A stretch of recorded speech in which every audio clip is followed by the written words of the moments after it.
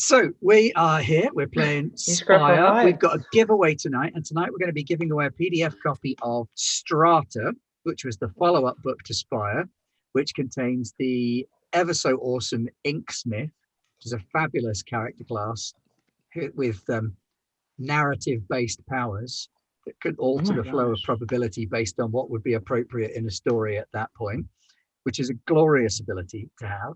So we're going to be giving one of those away a little bit later on.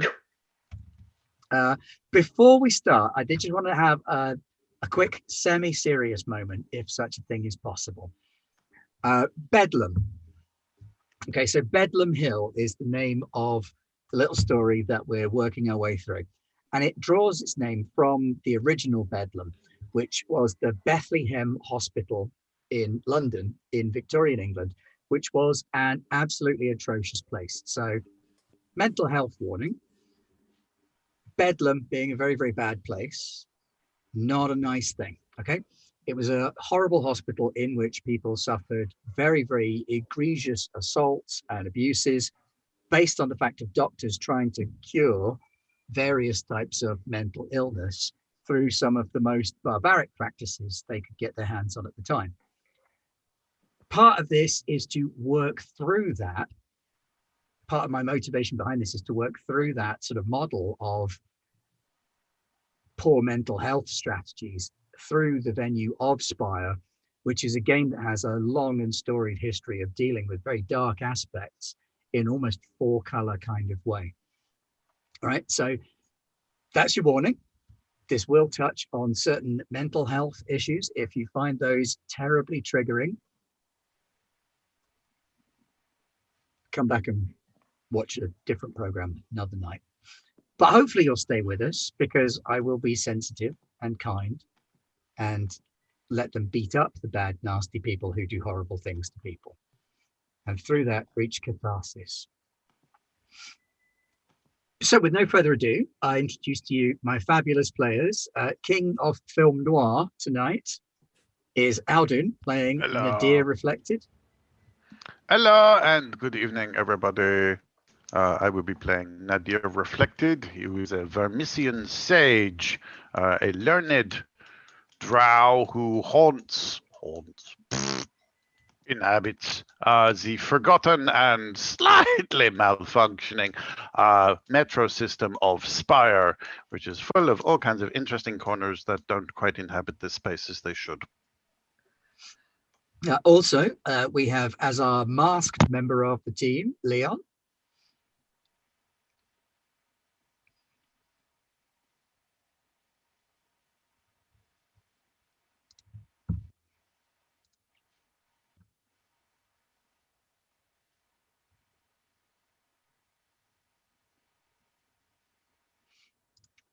We've got Aaron joining us from sunny San Diego in the middle of the afternoon. Good afternoon, everyone. I will be playing Samedi, a veteran of the wars in Far Nujab who came back after being called to Charnel's service as a Carrion priest. We've also got from the States, we've got Pat. Good evening. I will be portraying tonight Madame Weaves Like Harp, who is a midwife of the drow traditions. Upholding them and raising the next generation is my calling. And ensuring that those who oppress us fall beneath our heels is my secondary calling. And last but definitely not least, the biggest and most powerful of them all, the mighty avenger of the downtrodden. It's Nye. Hello, I'm Nye. I'm playing Rex, Admiral of the Lazy Dog, which is I'm all those things, and I have a boat with a cannon. Arg. The Arg. Yes. Do I introduce myself again? Because my microphone wasn't on. That explains why you were a little bit quiet. That's why I was a little bit quiet. I'm Lucian, a member of the Masked. So I served an elf here in did sort of dirty dealings. So I kind of try and blend in everywhere and nowhere. When last we met our merry band of intrepid adventurers, they had just started doing some scouting to find out about various things that were going on. They're all members of the Hidden Ministry of Our Lady, which is the filthy revolutionary cadre of Drow seeking to take Spire back from the Elfir High Elves. And in so doing, they have been called together by their former creche mistress, she of the long legs, who has asked them to look into 3 separate issues and at their discretion. The building of the sanatorium Bedlam Hill on the outskirts of Red Row and St. Perdita's Circle, the sudden arrival of Brother Hellion's Church of the Gun in Derelictus around Red Row. And what was the third thing that she asked you to look into? The landlords? The landlords, that's right. Fuck them. Filthy landlords and their horrible gouging of poor people to have substandard accommodation and yet charge more money than they could afford. So there we go. And they had just got back together at what Samidi was claiming was one of his many hideouts. Totally got lots many hideouts, because he's obviously really rich. It totally wasn't like his bed sit or anything. And they were just getting together and were planning their next move. So over to you guys. What is your next move? We Well, have my learned brothers and much.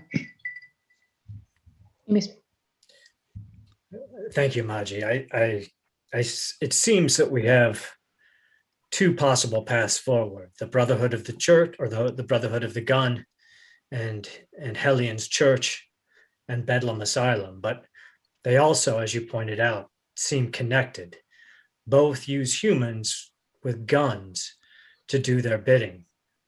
There might be a deeper connection between the 2 fronts, or perhaps someone above both organizations pulling the strings of each. We could pursue that lead, or, thanks to the work of Lucian, we do at least know where one of these employees lives, and we could go ask him some questions and see if we could get to the answers of what's going on at Bedlam Hills. What do you think? I concur. You summarized our exploits earlier quite deftly, and our options forward. I would say that I believe infiltrating the Church of the Gun to be possible, and in fact far easier than some of the other options that we have ahead of us. Bedlam is a fortress, and we should be sure that we know as much as drowly possible before sieging it.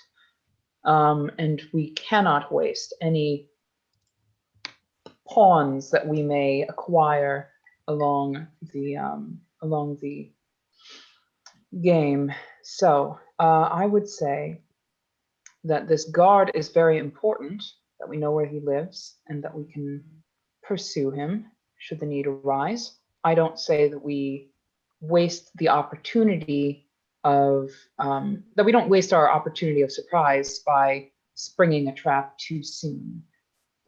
If we are to find out more, we should make sure that we do so in an opportune timing, and we don't let them those at Bedlam get alerted by our doings.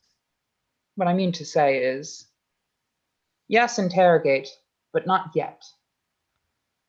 We should wait until we're ready to strike.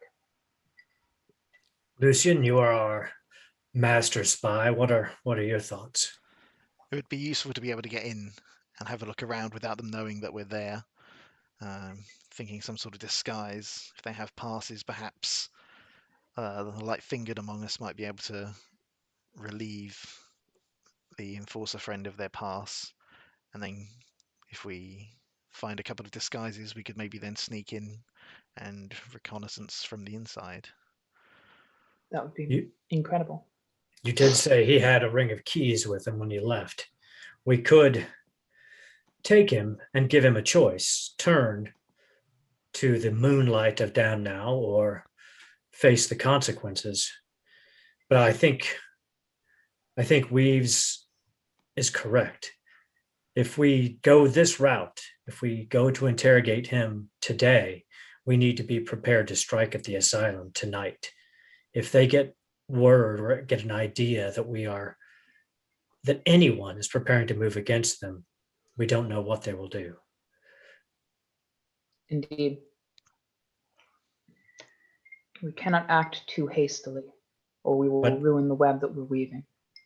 But again, if we go after the Church of the Gun and it's whoever's pulling its strings, we may inadvertently let them know that there's someone looking into their dealings as well. But it is, judging by the seeming nature of the Church as a human-led organization, I think there's a lot more leeway there. The Alfir rule Bedlam. They clearly have something, they clearly have their fingers somewhere in the church, but they don't have, as far as I'm aware, the same degree of control over it. Nadir, if we were able to get a layout of Bedlam from this guard, would you be able to open a door deep within the asylum? Well, I mean, yes, but also there is a little bit of how strong is your mind? Charnel protects me, but I would not say that I would want to face the horrors of the Vermissian myself. Well, this is the issue, you see, because I mean, I can open the door, certainly from inside, I can open a door into the Vermissian. So if there was some infiltrating, maybe my masked friend and I could maybe go in, and then I can slip away if there is fear of discovery, and obviously feathers can, well, just blend into the surroundings.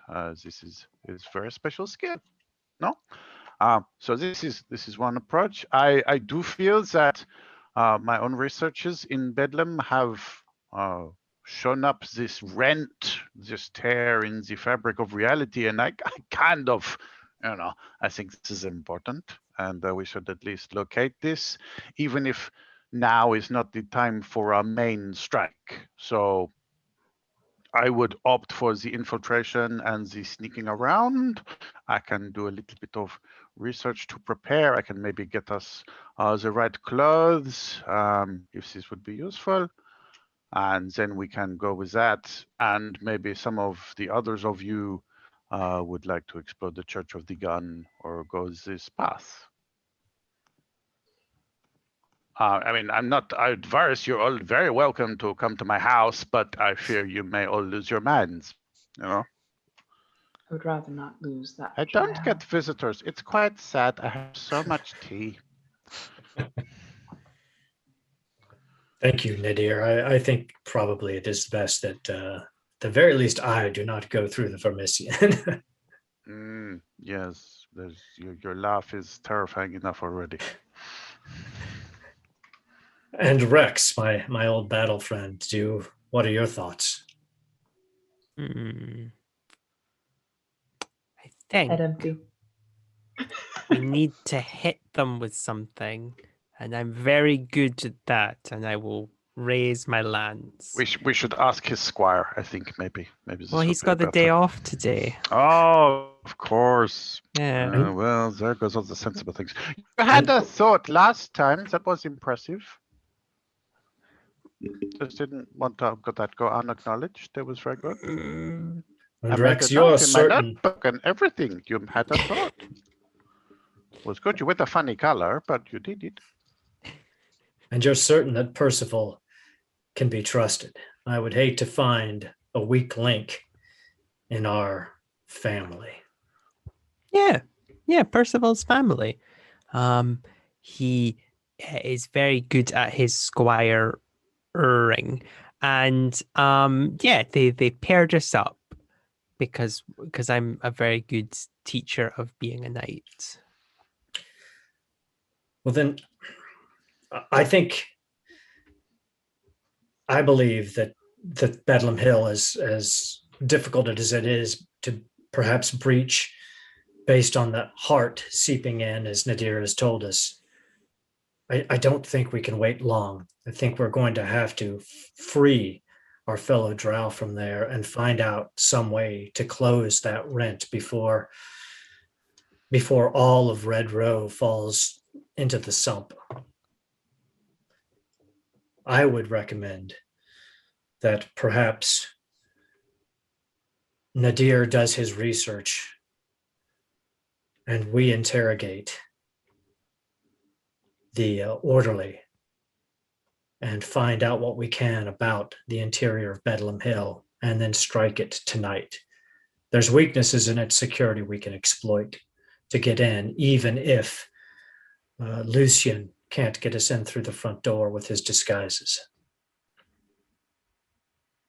You are proposing a major course of action. This is not something to take lightly. I know, but I think, as I told you before, the direct approach has always been my way, and the thought of any drow suffering at the tortures of the hand of an Elfir inside of our own city destroys me on the inside, and I want to tear them out of our city and feed them to Charnel. My child, we have always suffered at the hands of the Alfir. This is just one further pinprick of an already spike-covered corpse. And we see the orderly. We turn him if we can. If we can't, he has a horrible accident, and his neighbors find him, and we move on from there. It would alert their attentions, but... Possibly, but people die in Derelictus every day. If we make it look like the right kind of death, if hopefully. I may offer one little Vermisian trick, I could make the world forget that this person works for Bedlam. I can make that little fact just disappear. Well, then, Nadir, it sounds like you have solved our greatest problem. I will need Very to useful, lock this information away in the stacks, but we can do this, and only the most astute and the most determined could refind it. So Rex has fallen asleep. If we fail to turn this orderly, then that's the course of action we will take. Okay. Excellent. This I will does put leave one the of those church spiky untended. pins in that idea. The Church of I the concur. Gun? Oof. It would be good to know who is in charge of that, especially Perhaps, considering the connection. Maji, since you and Rex had already introduced yourself there, perhaps you could return for another sermon and see if you can trace the ownership of the church, or at least whoever's pulling the strings, while we interrogate the orderly. And then we can converge again before nightfall to plan our assault on Bedlam Hill, if it comes to that tonight. Well, we can always return to the church later, but I do think it would be good to show our faces there once more, at least Rax's face. Good point. Rex, would you be willing to return to the church while It is up Reeves to you. and Lucian and I deal with the orderly and Nadir does his research? Yeah, sure, I'd be happy to. Excellent. Then we are decided. Since the orderly is asleep during the day, this might be the best opportunity to move against him. Though, Okay, so we've got a bit of a plan. We have some direction. Who's going to go and do what? Pat, what are you heading off to do? I'm gonna go join the crew that's going to investigate the guard, and I Okay. think I would like to conscript Rex to show him his face at the church one more time. Okay, so should we deal with the interrogation? I suppose so. Let's do it. Lucian, you said that the row houses on either side were close and that you could hear noise coming from all of the houses. Is that correct? Yes, that's right. They are close knit. He also has a dog, which may act as some kind of guard or noise or alarm. So we would have to be careful there. But there is Lucian, rear access and front access to the building. I didn't check out the rooftops, but there may be a way there as well. do you or Weaves have access to an apothecary? Where we might be able to get some sort of sleep potion or powder? It's an old trick, but it's effective. Rub it into meat, feed it to the dog, let him go to sleep, and then move into the second floor after his master. That's It is a possible. good idea. I don't know that I know someone in this area that could do that, but perhaps we could I have search. several connections that I could pluck the strings of, perhaps. Another thought: while we're out shopping for supplies, if we are able to turn the orderly to our way, it would be nice to have some additional leverage over him. Perhaps a slow-acting poison and a single antidote to ensure that he stays loyal to his drow brethren. I would not be averse to this course of action in the slightest. I'll see what I can find.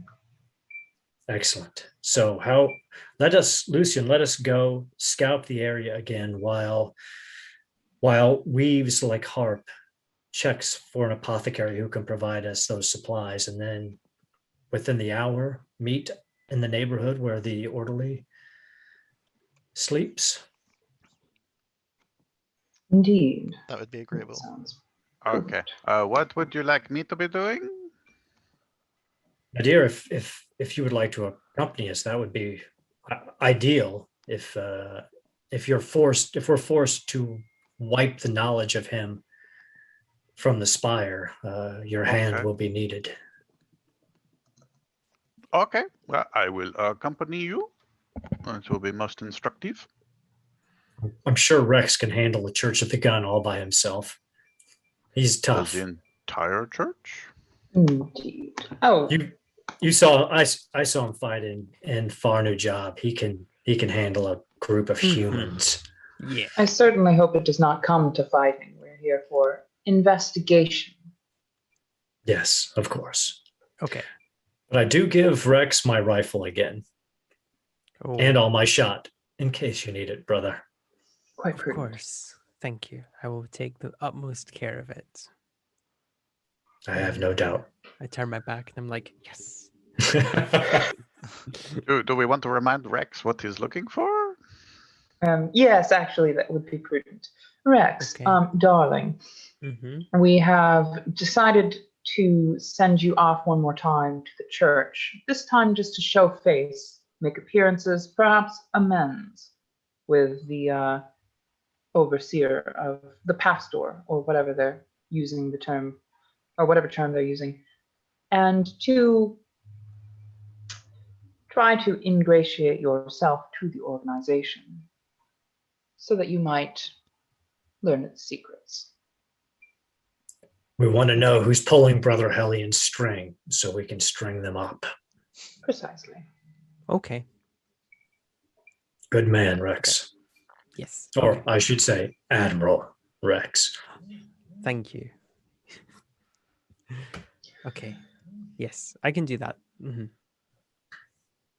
Then let's go. I'll Yeah, disable the that- traps.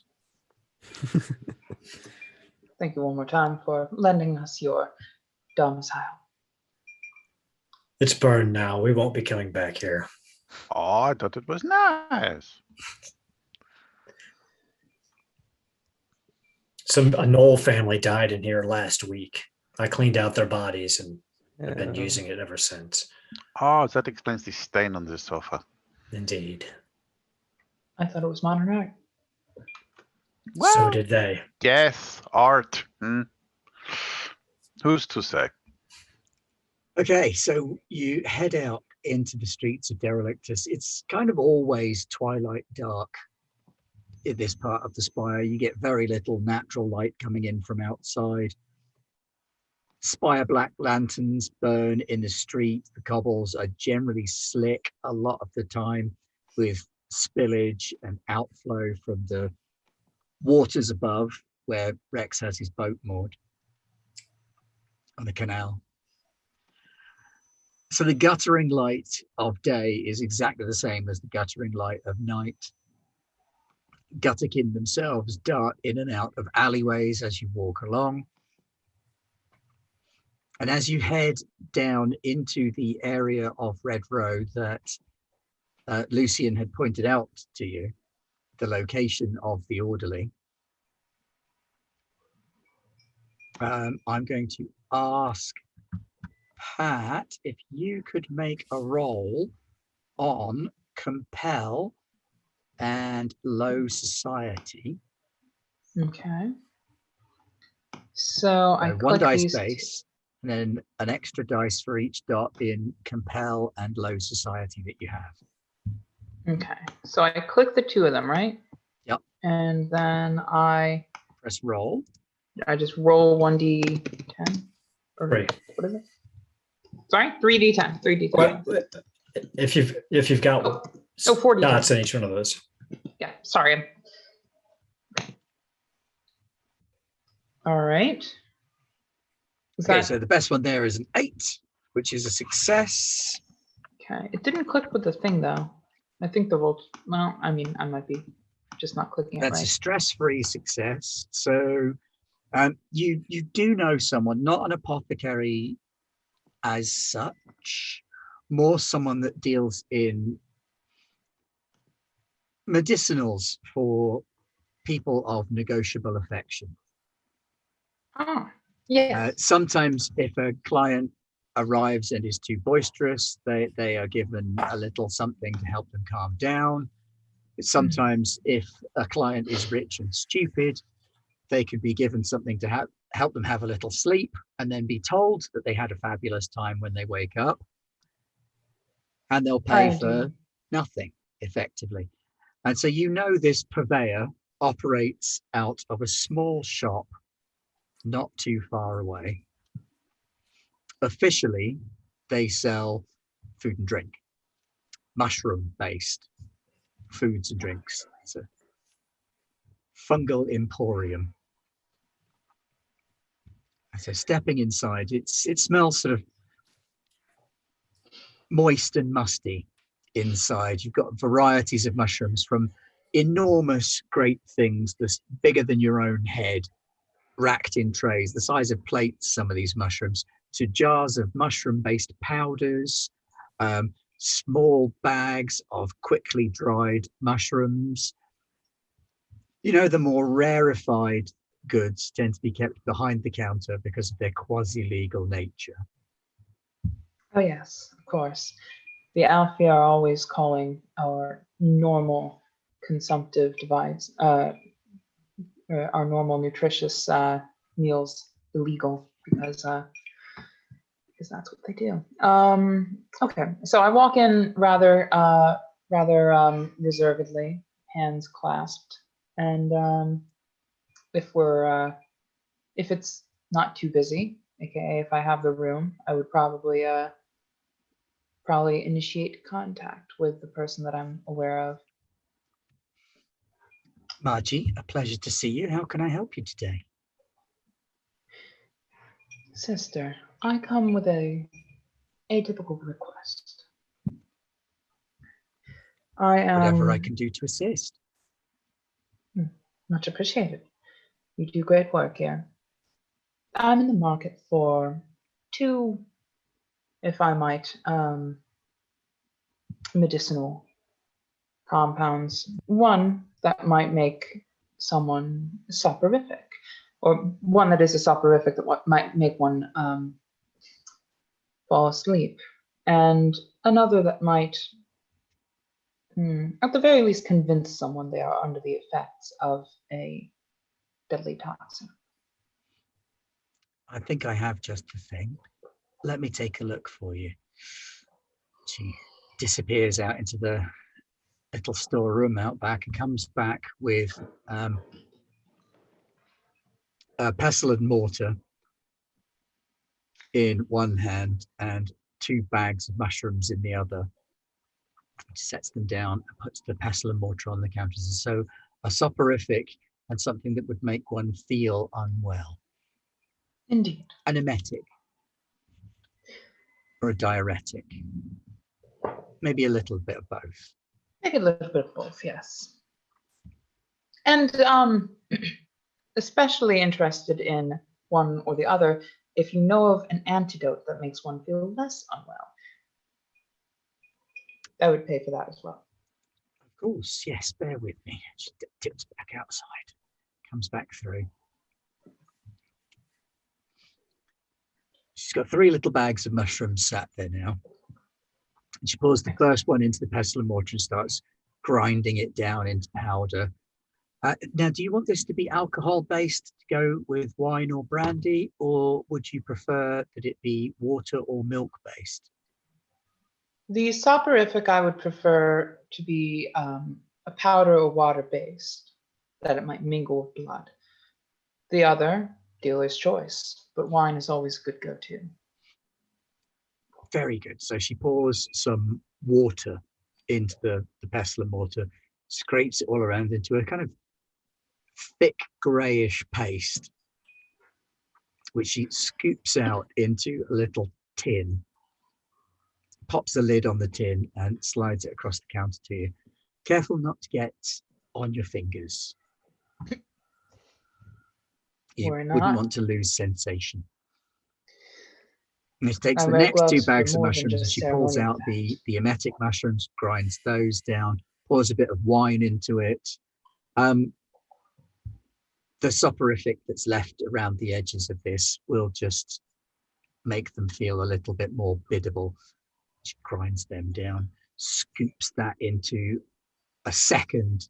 Oh, no, it's more liquid, this one. So she pours this one into a little glass vial, sits that next to the first little pot, and then takes the 3rd set of mushrooms, which are kind of purple on the top and orange on the underneath. And they look awful and they smell worse. And now the beauty of these is that they look and smell disgusting. So nobody would take this by accident, but it acts as a kind of purgative for whatever else you might have taken. It will leave someone incapacitated for a couple of hours, as there will be expelling things from the body. I wouldn't recommend drinking it with anything less than at least a pint of water, because otherwise you could become very dehydrated, very sick very quickly. That's perfect. And what I'll do with these is I'll mix these with some salts. She's grinding some salt and this now orange and purple mixture, mashed it up together, scoops it out into a little mechanism that's sat on the side of the counter and turns the crank on it. And it makes this sort of grinding, crunching sound. And 3 little tablets pop out of the bottom in a sort of swirled orange and purple color. And she puts those in another little circular tub and passes that across to you. Dabs some quick drying enamel paint onto that last pot so you can tell them apart. So you've got a soporific to help your unfortunate friend with their rest. You have the mild toxin, which I'm assuming is for training purposes so that you can treat people how to deal with sickness. And then the purgative to help the sick person to recover. Remember, 1 to 2 pints of water if you don't want them to be debilitated for up to 3 hours. Of course, of course. You've outdone yourself. My pleasure, Sister. Najee. I offer her a few more coins than is due for her service and for her silence. Always, Najee. My pleasure. Mine as well. May Ishgra's cocoon cradle. She bows and makes a symbol across her chest. And then, I obviously swoop away. Excellent. You leave the shop and meet up with the others who have been loitering with intent outside. All told, Weaves has been gone for probably about quarter of an hour by this point. So you've seen people coming and going on the street. While she's in the shop, there's a little flurry of excitement at the end of the street. You see a small pack of gutterkin run up to a crowd of men stood outside a tavern, and they fling a small sheaf of paper into the air above these men, punch one of them in the knee, and then run off into an alleyway. And while these men are like, "Oi, you little bastards," turning round, the first one's getting up off the floor with his rubbing at his knee, and there's these papers showering down around them. One of them grabs one of these papers out of the air and looks at it and goes, "Oh, I can't afford that. That's out of my league. Shame. Wish we could afford it more." Chucks it back over his shoulder again. I'd like to go over and look at what's on the paper. So picking up one of these leaflets, it's an advertisement, a little teaser. Come to the arena. Mother Moon and her harem invite you to behold the spectacle of combat. For this week only, pitched battles. Come see the Battle of Far Nujab. Behold the tragedy of the lost regiment. And there's a picture of a luridly drawn bunch of drow wearing very, very skimpy armor, holding spears and spiked clubs, facing off against a huge knoll.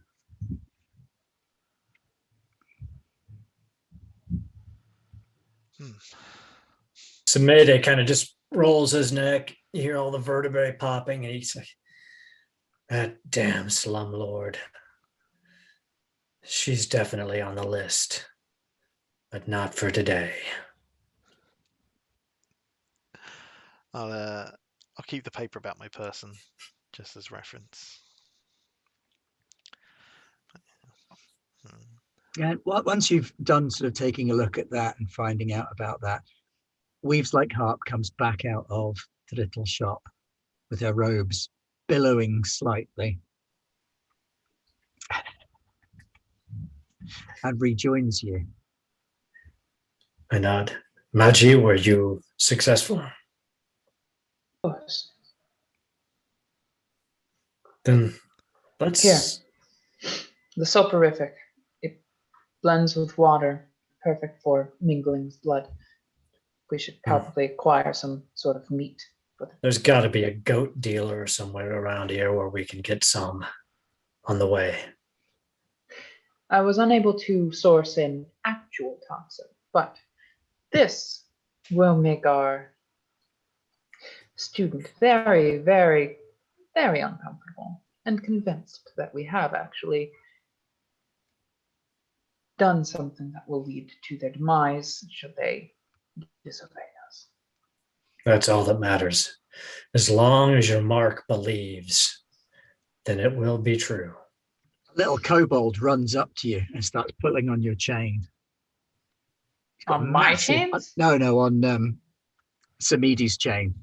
The one that's got the big spiky hook on that he uses to fling into people's bodies. I also have a chainsaw. It's like pulling on your chain. You're like, huge underbite on this little kobold creature. He's like, Mister. I take a knee. What? What Your can I goat. do for you? Yes, goat. Does it have to be real goat? It just has to be meat. Okay, yeah, meat. I know a bloke, yeah, and he gives me like a coin every time I bring someone. It's got I to be could take fresh, it to him. though. Oh, it'd be fresh, proper fresh. Yeah, it's well fresh. All right. Big meat And or little meat? small meat. Enough Small for a meat. dog. You see Oh, my companion. Yeah. Oh, yeah. Nope. Yeah. Know this though. No long pork. No, human, no. no drow. Too risky. I wouldn't deal with them. None of them long pigs. No, because I'm only little and they might make sausages. All right. Lead on. Coming in. And he darts off down an alleyway. I follow kind him. of linger and stay out of the alleyway, watching. I tell Ged to guard, and we follow after him. So you and Gerd head off down the alleyway. Leon or Alden, either of you want to go with, or do you want to stay with Weaves? I'll go with just in case Kobold's trying to pull anything. But I will stay with Weaves and I'll just hang out. Lucian, there's a fairly good chance we're about to be ambushed. So if you have a weapon, bring it to hand. By the way, good question to ask right now before anything actually pops off. The advances. I've obviously, this is my first time playing this game, although I'm now quite convinced that it is awesome, and my love of Drow is convincing me that I should probably play it more. Yes. But so the advances, what do they like recharge on? You see the thing called refresh? Okay. When So I you have to do spend your the health refresh, your actions and your health recover. Okay. Some of your advances cost, and some of them are just like Some of them are just free. You passive can just ability. do them whenever. If they Oh. cost, they'll tell you how much stress they cost and what kind of stress. Okay. So Yeah, I'm they kind do- of, So, as a I'm kind of midwife, tempted to use the web of the mistress.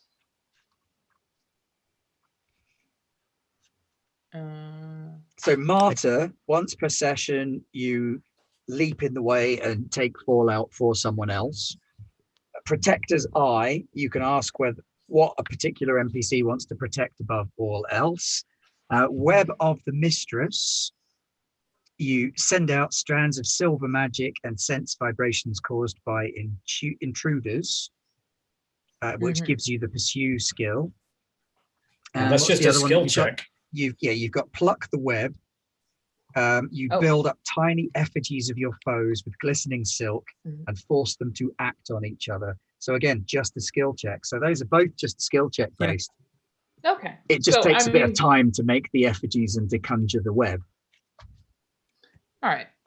So I kind of thought the web of the mistress was more like a I can see anything, but honestly, I might. Kind of, it gives stand- you awareness of everything in the area about the size of a large building, even if you can't Okay. see it or hear it. but it's like it's literal. Like you have to literally make some web, which I imagine is quite a No, it's not private literal. thing. It's it's magic not web. literal. It's Ah. silver magic. So basically, you become the spider at the center of the web.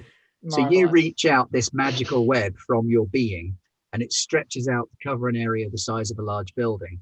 And then you detect anything that happens within the bounds of that web. So I'm going to stand at the outside of this alley, assuming that the kobold's not leaving too far. I'm going to watch to make sure that everything goes according to plan, and if not, I'm going to use that ability. Okie dokie, splendid. Just hoping that like when like a midwife is eating, they have to like suck the juices out of whatever, so like bread or something, and so now they're just normal bread drow. juices. Yeah. Oh, no, I don't know. You'd need to check with Weaves, but I'm fairly sure she doesn't have a spinneret either. I haven't I do checked not have myself. a spinneret. Okay, Not yet. making a yet. note. Wasn't that the third member of Working on Salt and Pepper? They're right. Although we do have, in fairness, a tradition where we pour our wine over our bread, mash it up, and then suck it up with a straw. But that's a little different. Oh, That's just tradition. It's Yeah, not This is a necessity. tradition, Yes. We all have them. and I am an upholder of them. Okay, so you go scurrying off after this weird little kobold creature. His legs seem to be a bit uneven because he runs with this curious, jerky little gait, with one of his arms swinging backwards and forwards as he does. And his bottom jaw sort of bouncing as he runs. He runs oh. down the alley, round the corner, and up to a sort of lock-up garage type affair in the wall. Here it is. Here it is. Right, open it up. Sorry, something weird just happened with the sound. I think it's okay on our end. Hang on.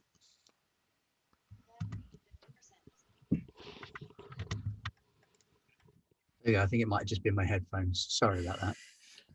So open. And he open it knocks up, on the door of the Corbin. lockup, and it kind of creaks open, and this smell that you're all too familiar with as a priest of Charnel hits you like a wave.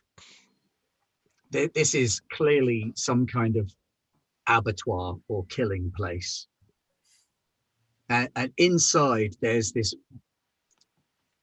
enormous drow, string vest, big leather apron.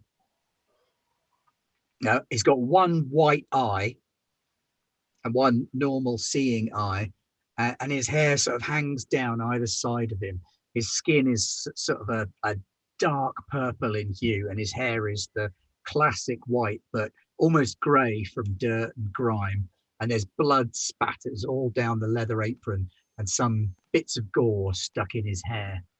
He's got a massive cleaver in one hand. And he opens the door and he looks down at this kobold. He goes, "What?" And the kobold sort of jerks his thumb over at you guys. He goes, "Meat buying. They're buying meat. This geezer, he wants meat because he's got," and he's pointing at Ged. Ged. Look at that. Look at that. And this guy's demeanor as he sort of turns to you changes ever so slightly, becomes a little bit more obsequious. Charnel's blessing on you, brother. I am looking for some fresh meat. Any particular kind? Not human, not drow. I prefer goat or something no, else. none of that. I don't deal in that rubbish. That's Too good much to know. trouble where that's from. If you want that kind of nonsense, you go down the road. For that, I hunt myself. I want a good, fresh animal kill. A steak for Right. Ged. Well, I got rats. I've got some mega rats. I got a bit of mega corvid. Natural kill. Didn't kill it myself. It died. They brought it here. I've chopped it up and jointed it. That's available. All right. So you got that. We got mega corvid. We got mega rats. We got regular rats. I got, I don't know, some kind of fish thing, I think. Mega not sure. corvid will do. Mega corvid. Right. Leg man or a breast man? Breast. Good choice. Good choice. Right. I Do need you want plenty of bone in or meat. bone out? It's not going to be that much different to the meat, but it will cost you a bit more for me to take the bones out. Bone it out. I don't want What you anything want, get caught in his gullet. No, obviously. I thought they could crunch through bones. Yes, no risk though. No reason to risk it. Right, you are. And he taps the side of his nose with this gore-encrusted cleaver. Gotcha, Chief, like he says. Right, okay, mega corvid it is. Well, up to you. You can come in, inspect the premises, or you can wait here and I'll bring it out to you. That's an idea. So I'm not going in there. So Samede and Ged both kind of lift their head and their nostrils go wide and go, "We'll accompany you." So, Charnel Priest then, eh? He says conversationally as he leads you into this small, cramped, dark box room It's lit by a couple of tallow candles. You can see them floating in bowls of fat, which has Yes. probably come from some of the things that are lying on a range of tables. They've got tables all the way around the outside and this enormous butcher's block in the middle. And I do serve. he swipes this huge spider off the butcher's block into a trough next to it. And he goes over to this sort of feathery mass on another one of the tables and he hoiks it up onto his shoulder, slams it down on the butcher's block.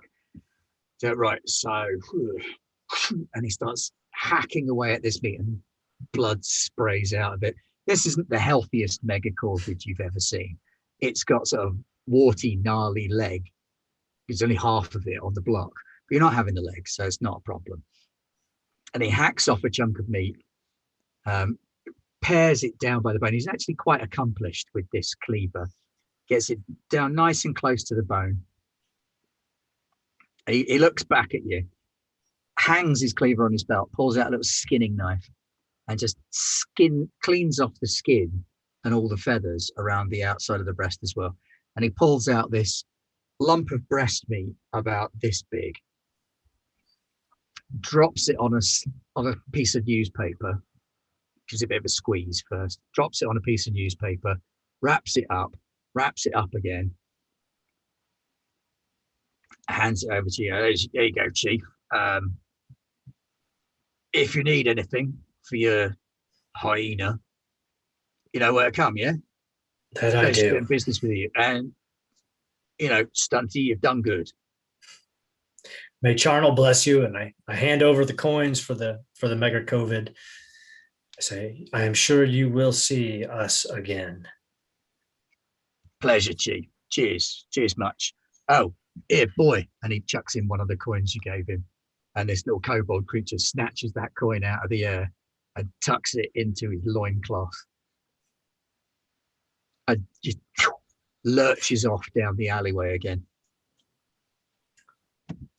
Ged and I make our way back out to rejoin the rest of the group.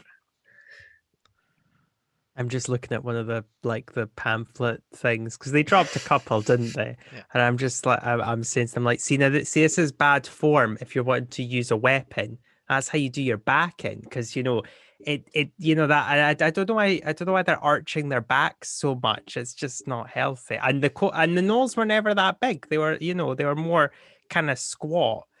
It's There was that one demon infested gnoll, remember? Yeah, no, I know, but I just, every time people talk about that battle and the war in general, it's like, oh, you must have seen demon infested gnolls at every corner. It's like, no, the one. Yeah, it's the one. I look at the pamphlet and I just look at the way the drows are portrayed and I say, this is smut. Oh, right. That's what it. It's porno, yeah. Right. Okay. Well. Okay. Now I understand why. Okay. Now this is all coming together now in my head. Okay. Well, that's okay, just, so yeah. we promised that we were going to do a giveaway a little while back, so we're going to do that now. So we're going to give our Lord and Master King Garblag, if he's there. Not me. Somebody, it's like. Get he's the not there gong. I'll give him a shout. Get the trumpets. Well, there he is. Look at that. Where's my dinner? So I have sent King Garblag the little code that I'm going to get him to input. And as soon as he's ready, I will tell you what to put. It's going to be hashtag and then this key phrase. Everybody who's in the chat from me, please join this and send me the resulting Secret codes. Send me the resulting win. Whoa. I think Pat's broken the system. If we can't take the stuff in the games, we have to get our own patsies in the games so that we can get them. Ah, that's genius. Right. That's why they call me Do you Pat. call your followers patsies? Yes. Okay, so what we're looking for is hashtag red row, all one word. REDROW, hashtag red row. Punch that into the chat. to win a PDF copy of Strata, which was the sequel to Spire, looks at further up the Spire and has the Inksmith, which is a fabulous character class. Sounds amazing. Everybody's being really, really reticent, like, oh, I don't know if I want to win it. Oh, look at that. Awesome. Beautiful My work. beautiful Fantastic. assistant is now showing us a copy of Strata.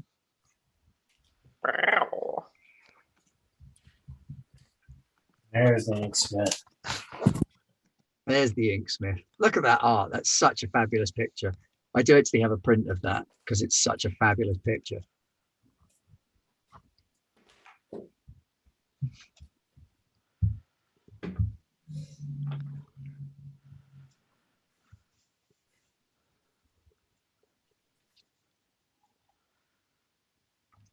So we'll give that a couple of seconds for people to do. Meanwhile, Nye, do you want to head off and start talking to the church? Yes, I shall do that. Yes, okay, I shall go head off. Are you messaging Yeah, everyone like- you know and telling them to enter the competition? Quick, enter No. this competition! Quickly.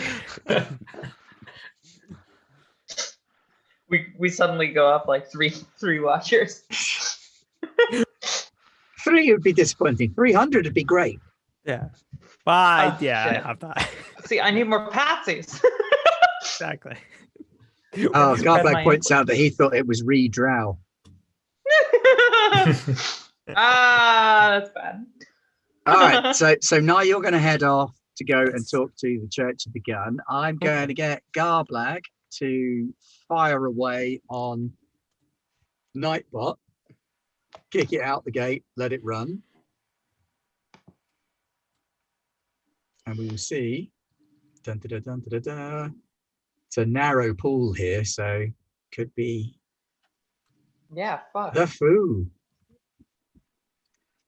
I pity the Foo, except I don't pity the Foo because the Foo has just won the PDF copy of Strata. So get thyself onto Discord Well done. Woo!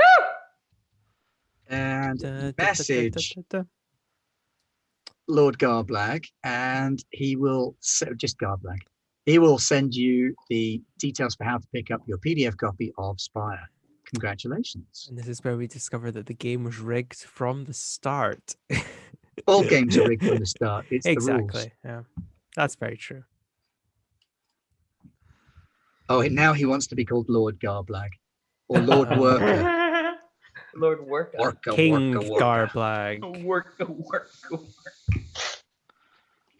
All right, so now you head off to Brother Hellion's Church of the Gun, which is Yes. not in the same street you found it in last time. They're in a different street, further down the road. And Oh, tonight, yeah. Brother Hellion is shouting about the iniquities of arena combat. Oh, okay. Like, this is not the way that we will advance ourselves. This is not how we will become better people.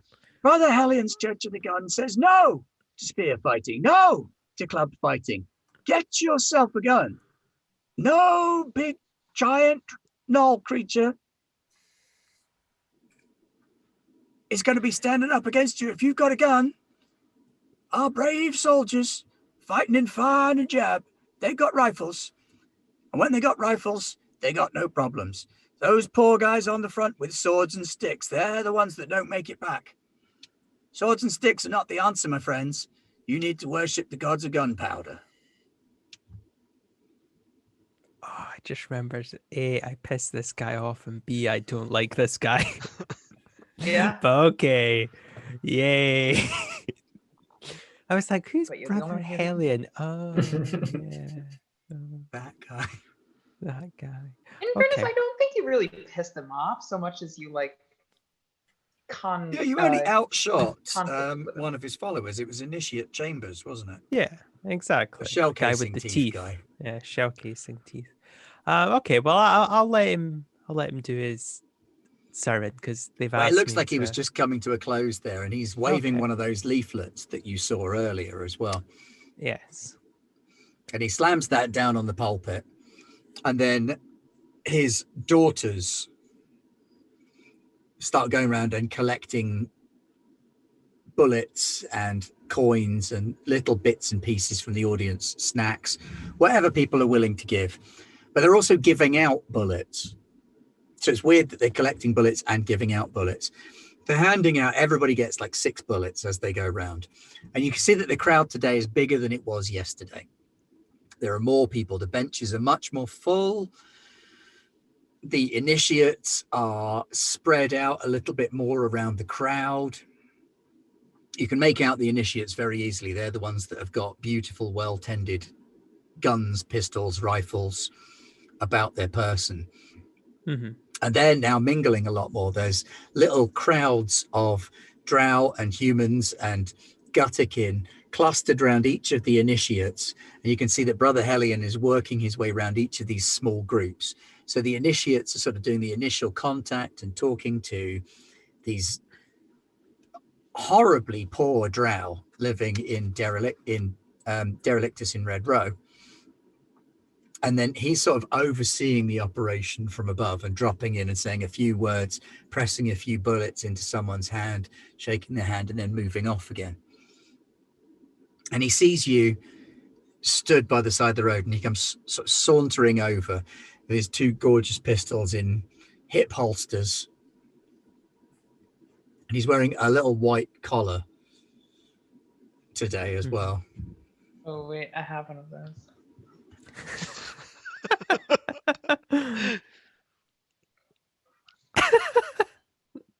Exclusively for fetish reasons.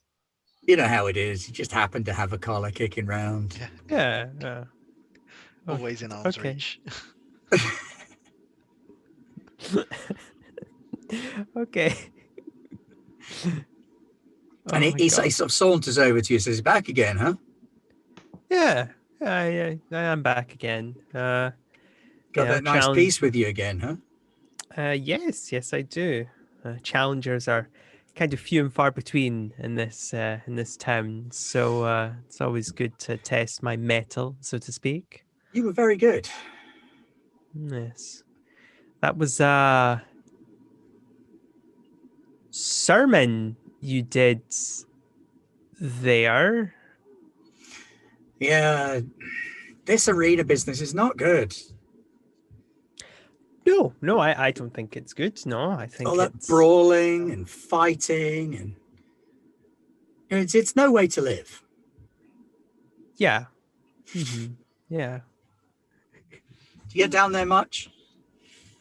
To the arena, nah. Like I used to, but you know how it is. You just there's too many opportunities where you're too good, and they get upset with you. Apparently, people like to bet, but I'm not very good at betting, so it's just not my scene. I kind of like the more natural one-on-one kind of combat, no rules kind of stuff. Yeah. Yeah, More sort of personal. exactly. Well, once you evolve past that into the realm of long-range fighting, once you embrace the blessing of cordite and gunpowder, once you've adopted that, then, well, there's no need for bruises. There's no need for cuts and injuries. It's all done at a distance. It's clean. It's glorious. And the resounding echo, the crack of the gun, the smell of the cordite, these are the things that let you know you're alive. And you walk away from that totally unscathed. Totally unscathed. He has this slightly faraway look in his eyes. Yes. Well,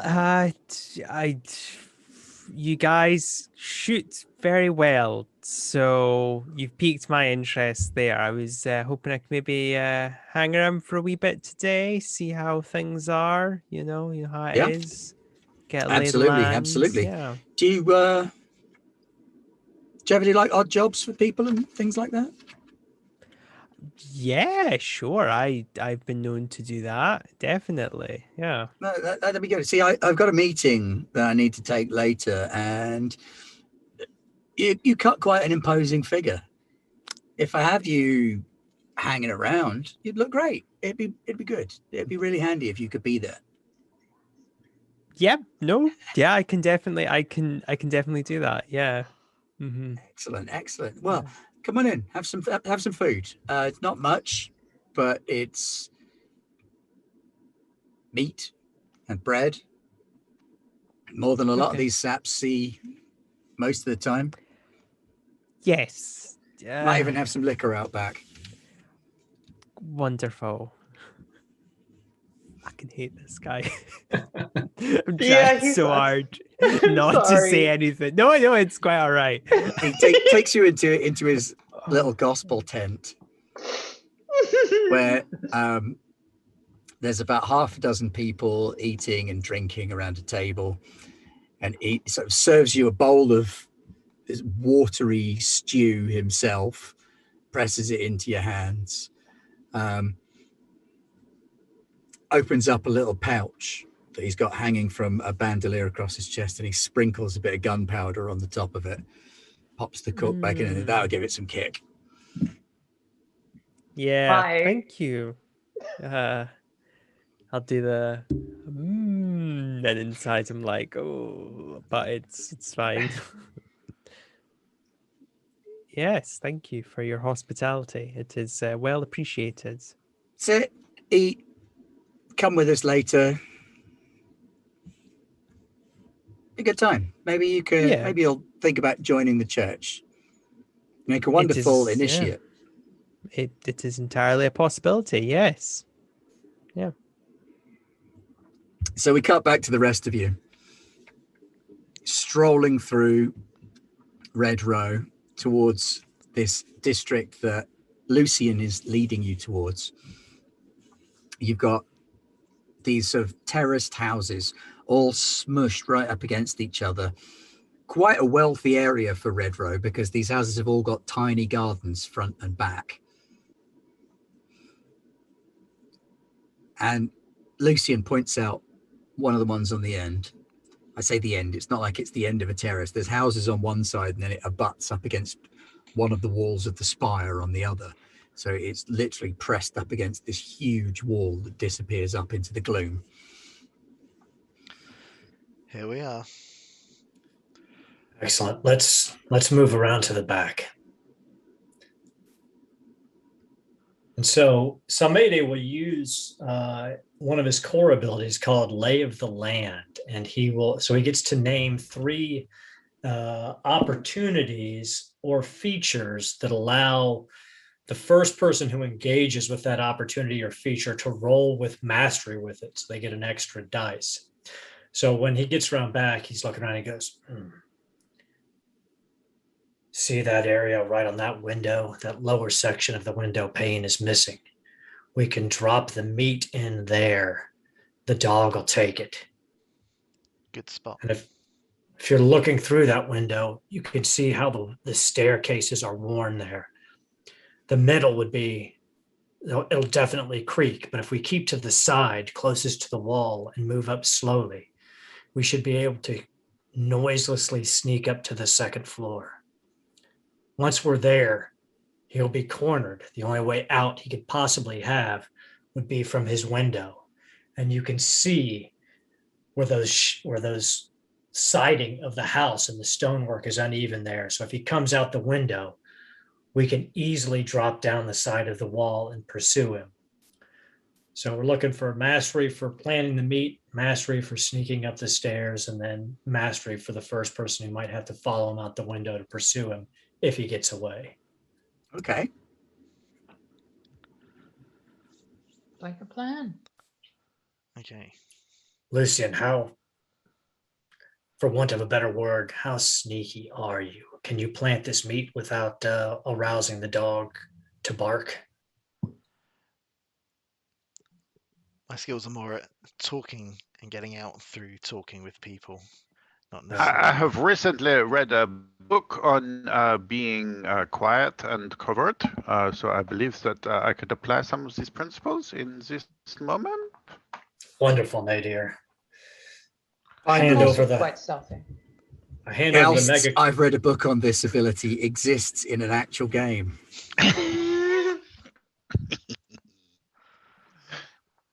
So then we're in agreement. We'll plant the meat, wait for the dog to eat it, fall asleep, then we'll break in and sneak upstairs. And then we'll give this orderly an opportunity to repent and walk into the light of damn now. Agreed. Yes. Excellent plan. Okay, so Nadir, if you could roll sneak and low society. Do I have, well, I know I have sneak because of my knack. So for those of you watching at home, a Vermisian sage can take a knack once for each session based on something they've read or researched. But the cost of that is that each new session, I have to pick a new knack because I get bored and go and read something else. I love it. Also for the record, I have sneak and low society, just so next time maybe. So Weaves is probably better at this than All right. someone who's So- just read a book. But hey ha. Some Adi does too, but I figured share the wealth. Yeah, fair enough. It was a Shares the really good book. fun. Oh yes. So how many of the clickety-clackety maths rocks? So however many you've got for sneak and low society +1, and you're rolling with mastery, which gives you an extra dice. Okay, I cannot see my character sheet, so Oh, of course you hence can't. the My question. bad. Hence the question. Roll 20 is not behaving. Oh people. dear, it's not behaving for me anymore either. So It's four, behaving then. well for me, but But not. yeah, I unless I give you. Oh, hang on, it's coming back up. Roll20's been a jerk this whole week. I hate it. Oh, all these people with their online gaming ruining it for people. Wait, hang on. The other They're thing. online guy. Oh. So you don't have low society, I didn't think and I you've only did. got 1 dice in sneak. So you've got your 1 dice there. You've got your 1 dice for mastery, And then one for doing and a then thing. 1. So 3 dice. Okay. Rolling actual dice for the first time in quite some time. I was gonna say we could engage in blasphemy and roll actual dice. I have a 10. That's 10 good, is good. isn't it? It's the highest number that is the one that you want out of them. Yes. So 10 Well, is that it works really, really well, and you inflict stress where like appropriate. things, as I approach, I'm making all of the shapes that I read in the book. So you throw shapes as you walk across this guy's garden. And no one sees me. No one sees you. Somebody hangs his head, but he's like, all right, well done, Nadir. It's weird actually, because as you look at him, he looks like he should be completely visible, but maybe it's some property of the Vermisian that's soaked up on him or something like that. But when he throws these weird shapes, they act almost like camouflage for him, and they seem to blur him into the background of the fence and the wall and the weeds, and it just seems to match perfectly, even though it probably shouldn't. And he makes his way with this enormous breast of megacorvid up to the window, and he sort of slops the meat through the broken window pane that you pointed out to him, and it lands inside with a wet plop. Lovely. Nadir, listen for when the dog has finished the meal and starts to hopefully snore. They all Okay. snore. I will sit down on the other side of the door and just read the book. So it doesn't take long for you to hear something coming into the kitchen and puttering around on clawed feet, and then you hear the sound of something like wolfing down the meat that you've just pushed through, almost choking a couple of times because it's a big old lump of meat and this is a greedy dog. And then there's a rather unpleasant doggy belch from inside.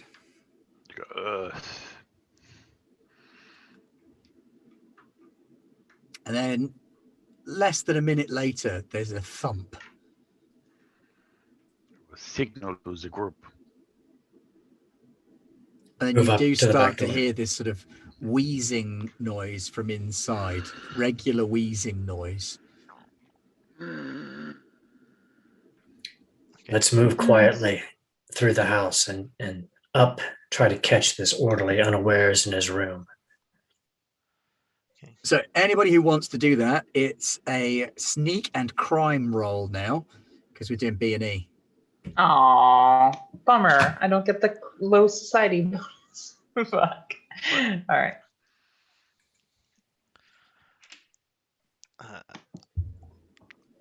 I will let them go first and follow after. I might just wait in the garden until they get up there, because I'm not that good at sneaking. So I'll And maybe the orderly will escape outwards, Exactly. and we can catch them as they come out. Yeah. It's a good Good thing. plan. So once they've secured him, then I'll head up. I will sit back down and open my book again. Okay, what? So yes, 2 9s. Boom. Weaves and Samidi click the lock on this door with professional ease and then ghost inside. The two of you see this large, squat dog, mongrel creature lying sprawled out across the kitchen with a puddle of drool caked to one side of its face, and it's kind of blowing bubbles into the drool through one of its nostrils.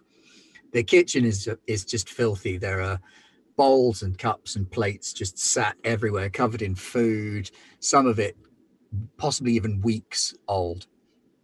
The house is a tip as well.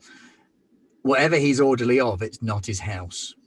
I would like my character's internal monologue is like, sleep well, pupper. And then I look around and I'm like, oh, yeah, we don't have to check the other rooms. This guy's single. Good point, Weaves. So I mean, I probably would use like, I don't know, is Drow sign language a thing in this system? I'd probably be like, this guy's Now no who's problem. throwing shapes?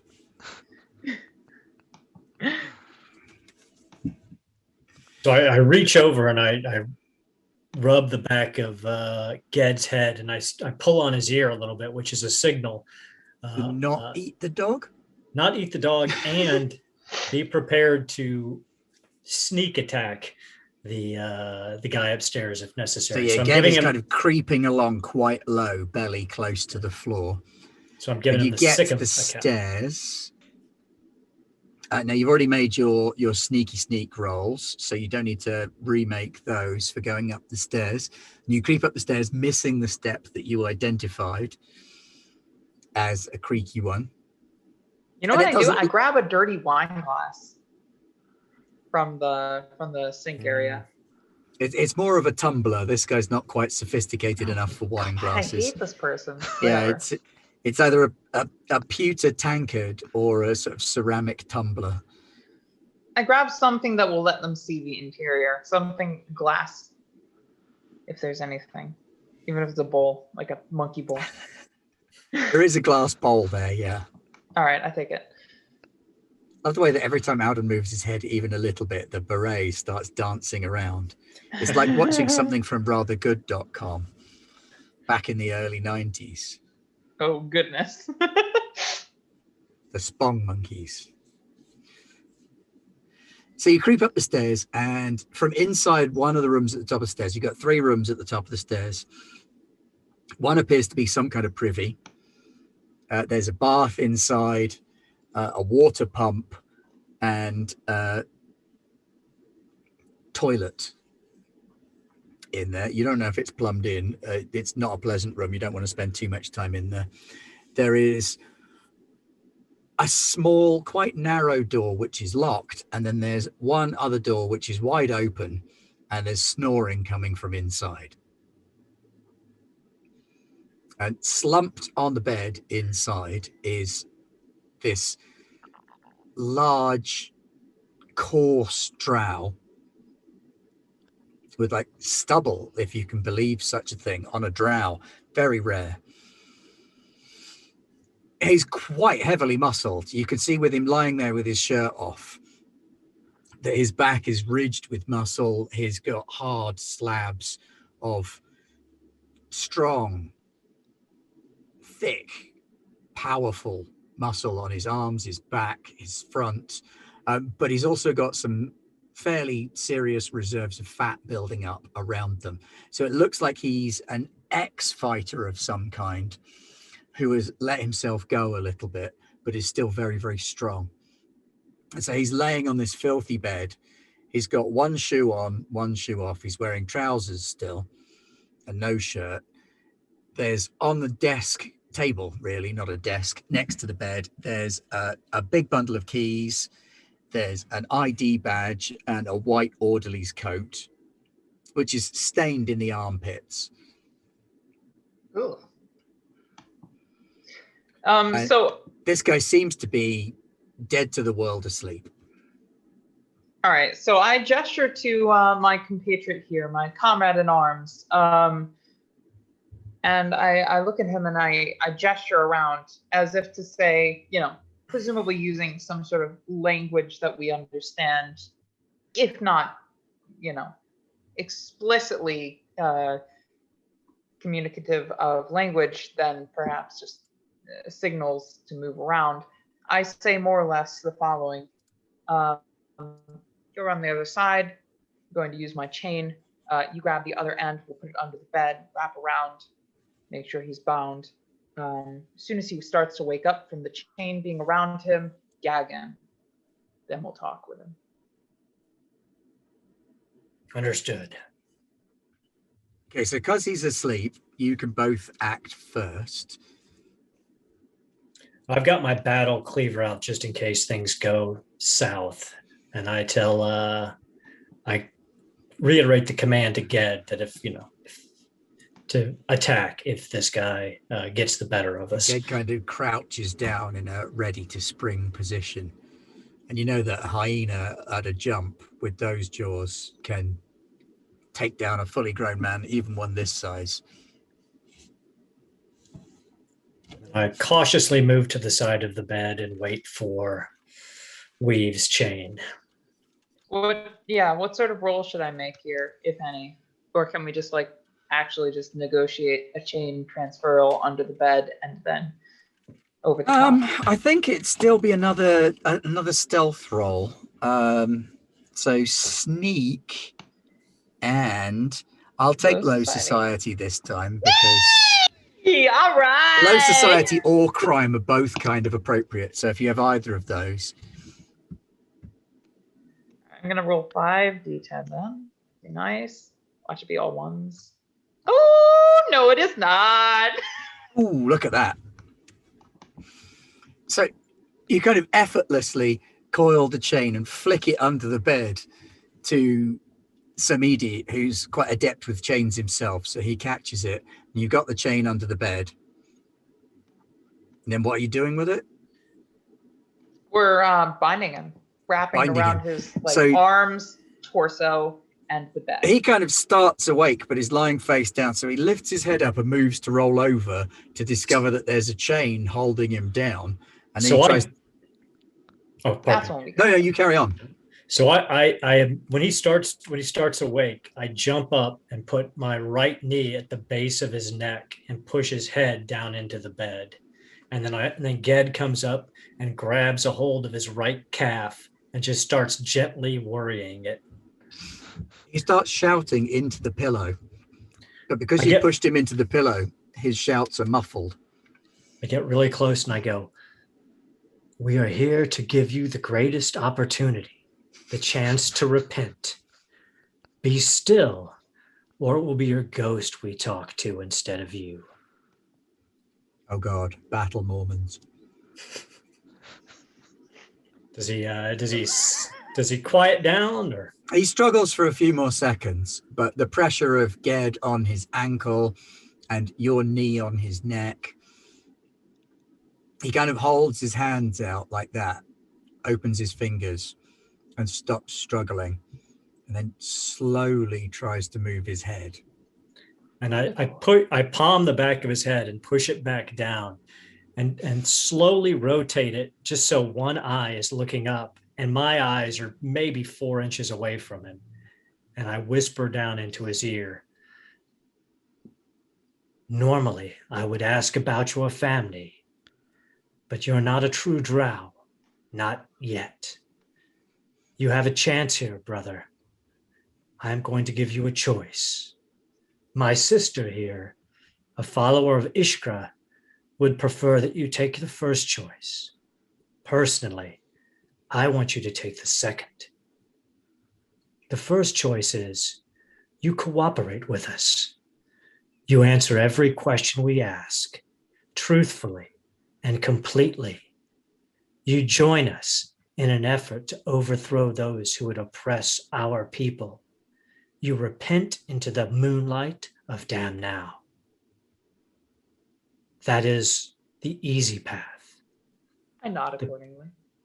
The path I would prefer is that you resist, that you lie, that you refuse to talk. That is the path of Charnel. Ged, his holy instrument on this world, will begin to eat you while you live. Once in a while, I will stop him and we will speak again. Eventually, you will tell me everything I want to know before you are consumed. And the last thing you see on this world before you feed Charnel's ever-hungry maw will be me biting into your heart. It is your time to choose, brother, the path of moonlight or the path of the hungry god. So that's kind of I was going for a religion compel roll to scare the crap out of him and intimidate him. And That seems appropriate. Is assisting a thing in the system? You can roll with mastery on that. Yeah. So somebody's good cop, right? And then Reeves is bad cop. Sameda is They don't know only I'm bad cop. Yeah, it's bad cop and fucking terrifying cop. Bad cop, and I will eat your heart while you're still alive in front of you, cop. Should have got Jeff to watch this. See, Jeff, this is how you do an interrogation. Old school stuff. So I get a 10. Oh, for crying out loud, and he gets a 10 as well. Deserved. I feel. There's a sharp smell in the room and a spreading wet patch on the bed. We know. And he mumbles a muffled into the pillow. I twist his head a little bit further. Was that a decision, brother? I'll do whatever you want. Just Good. don't kill me. If you do what we ask of you, by tomorrow you will be a hero of the people. Your name will be whispered through Derelictus as a savior. If you fail us, well, you know what will happen. I just don't want to die. I don't want to die. No. I just don't want to die, right? I don't want to die. If you die now, you feed Charnel, and that doesn't serve you at Don't the eat moment. me. Weaves, do you have questions for him? No. But Look, I do have... I'm sorry. They gave her to me. I didn't mean to. I didn't know she was important. Gave who to you? I act as if I know who he's talking about, by the way. I kind of steely-eyed, and I even look at Samid like, don't you know? Then I look back. Sister, my concerns were elsewhere, but... The doll. They gave me the doll and said that, it was for good work. And what work is that? Well, I work in the hospital. Oh, we know. At the You hill, work in up the on the hill. I hospital. work in the hospital up on the hill. I just keep the peace. I make sure that the sick people don't hurt themselves. That's all I do. Right. What is your name?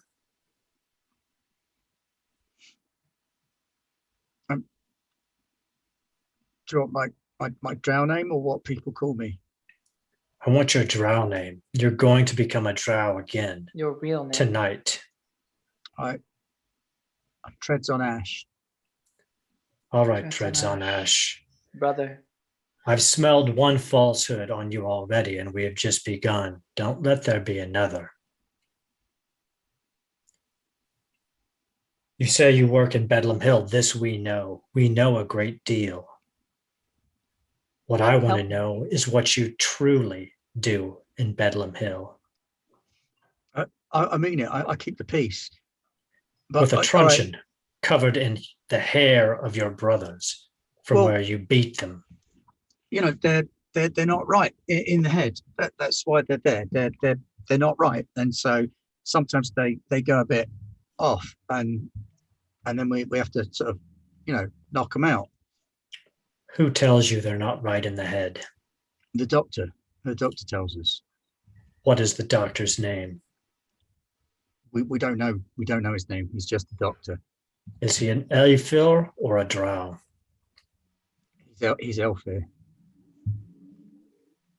I snicker at that. His course his he mask. is. He's got a white mask. It's completely white, and it's got like a red line straight down the middle, and then 3 red lines under the eye. He can't really use his fingers, can he? Because he's tied to bed. under his left eye, 3 red lines. How many other orderlies are there? Doesn't. Do you all know one another by sight? Pretty much, but just nodding. I mean, You- yeah, my crew. I know my crew. I've got like 3 lads on my shift who work for me. Their names. The others I've got theirs. Well, I don't know their drow names, but I've got Devi, I've got Tez, and I've got Micah. They're my boys. Who is responsible for the patients that are brought in the back door with the hoods on? Where are they taken? They go to the special ward, the secure ward. How is the secure ward secured? There's doors, metal doors, but I think there's magic as well. I don't know. We don't go in there. Who goes just in deal there? with we just deal with the dross. And how many patients are you responsible for in the normal ward? It goes up, it goes down. Oh. I don't do like a single ward. I go around, make sure that all the wards, there are nurses on the wards. Some of them are human, some of them are drow, and their job is the crazies. The humans' jobs are the crazies or the nurses? The nurses. Some of the nurses are human though. Mm. Are the nurses? They've got technology that they use. Describe the technology. Human technology. But it's like a stick, like a truncheon, but you don't hit. You sort of poke with it, and it's galvanic. Hmm. Mm. I've seen the galvanics in Far New Job. They're strange technology. Are They say all the the galvanics nurses? the galvanics can cure the crazy, and that's what the doctor's trying to do. He's trying to get the crazies and make them better. That's what they said. Right. That's what they said, but it's not the truth. What other kinds of treatments does the doctor administer? There's the Ilfir bath. Describe it. Well, it's a bath like the Ilfir have. It's Frozen? yeah, ice, lots of ice, and that's to get your brain to cool down, because the crazy ones, they've got hot heads. Do they use their galvanic devices in the bath? No, you're not allowed the galvanics in the bath. I don't know why, but you don't take galvanics in the bath. They're kept on the wards because they help the patients to sleep. No, they do not. But I would not expect you to know that. What other security measures are there in the main ward besides the orderlies and the nurses? It's the orderlies and the nurses. In the main wards, that's all you've got. You've got us, because it's a hospital. We're there to stop the crazy people getting out. We're not. Nobody wants to go in. There's a guard at the gate, 2 guards. They stop people getting in if you don't have a pass. And how do you have a pass? Clearly, I see it there. Yeah, I work there. Who who has the authority to hire new orderlies or nurses? I was working for one of the gangs. Which gang? Black Fists. Who do the Black Fists answer to? Well, no one anymore. Black Fists don't exist anymore. We were a gang, and our boss, he fell foul of someone. When we found him, they scooped his brain out straight out the back of his head. So it wasn't the sisters or Mr. Winter. I don't know. I don't think it was the sisters. Could have been Winter. I don't know. Are all of your gang brothers employed here? Former gang brothers? No, the others went to the streets. They ran. Some of them went down to, down. Into the sump? Yeah. But I read a job ad in a paper. I was sat in a pub and there was a job ad, and someone had drawn a circle around it, and it was right in front of me, and it said, easy work, strong arm, keeping peace. And I thought I'd go straight. How many times are the special prisoners brought to the back door? I don't know. That's the private ward. Do you know anything about what is beyond the door into the private ward? He goes very quiet again, and his eyes start to dart around nervously. Understand, brother, you'll live to see tomorrow, only if Charnel blesses this moment of your life. I want nothing more than to eat you. The wine that is, toxic into the monkey bowl and say, yes. Best do as you're told. He licks his lips when he looks at you pouring the drink. You don't want to drink this. This is what you will drink if you disobey us. And his eyes widen again. Understand, we are going to help you be a better drow, or we will lead you to a glorious death. Or you fail us in this moment, and we eat you, and you disappear forever. You have been lied to. You have been abused by the Elfir. You may not realize it. And I do not want to feed you this wine, which is, by the way, containing a very slow-acting neurotoxin, which will kill you over the course of a week. I have an antidote, of course, but I don't want to use it because you, much like ourselves and all drow kind, have been abused. You have been manipulated. You have been extorted and taken advantage of by the oppressing class. They will use you until you die. We do not want you to die. We would much rather drow kind free itself of the chains of our oppressors and move forward into the serene light of the moon together as brothers and sisters. He kind of visibly sags. Can you make a compel and religion roll as well, please, Pat? You gotcha. You can roll with mastery on that. Marvelous. So,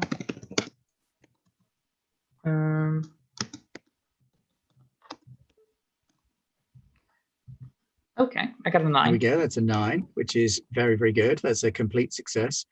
And he sags against the bed. He's covered in sweat. He's peed himself. There's a hyena chewing his lower leg. The most terrifying drow in the universe is 4 inches away from his eye with a prey hook. And, one of the aunties is stood at the end of the bed offering to feed him neurotoxin. He's not having his best day ever. And he sags against the bed and he says, all right, I knew it was just hitting people, but that's what I'm good at. That's what I do. They're not all mad, but some of them, some of them are in there. They said stupid things in public. They spoke out like you just did. If you said the things that you said in earshot of the wrong people, they'd have you in that back door.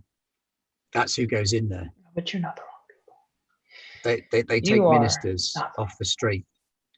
When they identify who the ministers are, they take them off the street and they go in the back door, and they go in the private ward. Now, I've seen the experiments that the doctor does on the people that aren't in the private ward, and they're pretty horrifying. But if he's doing something worse in there, I don't even want to see. Understand The pay was this. good. The money was good. I got a house. They gave me this house. They gave me the doll. They gave me the job. They paid me. Everything I wanted. I had it all. We're going to find a way to help you keep it and your soul if you cooperate. You're going to help us get into the hospital quietly, unseen, unknown. You're going to help us free the prisoners, not patients, prisoners. And you're going to help us get into the secret ward. And we are going to put an end to Bedlam Hill. And you're going to help with us.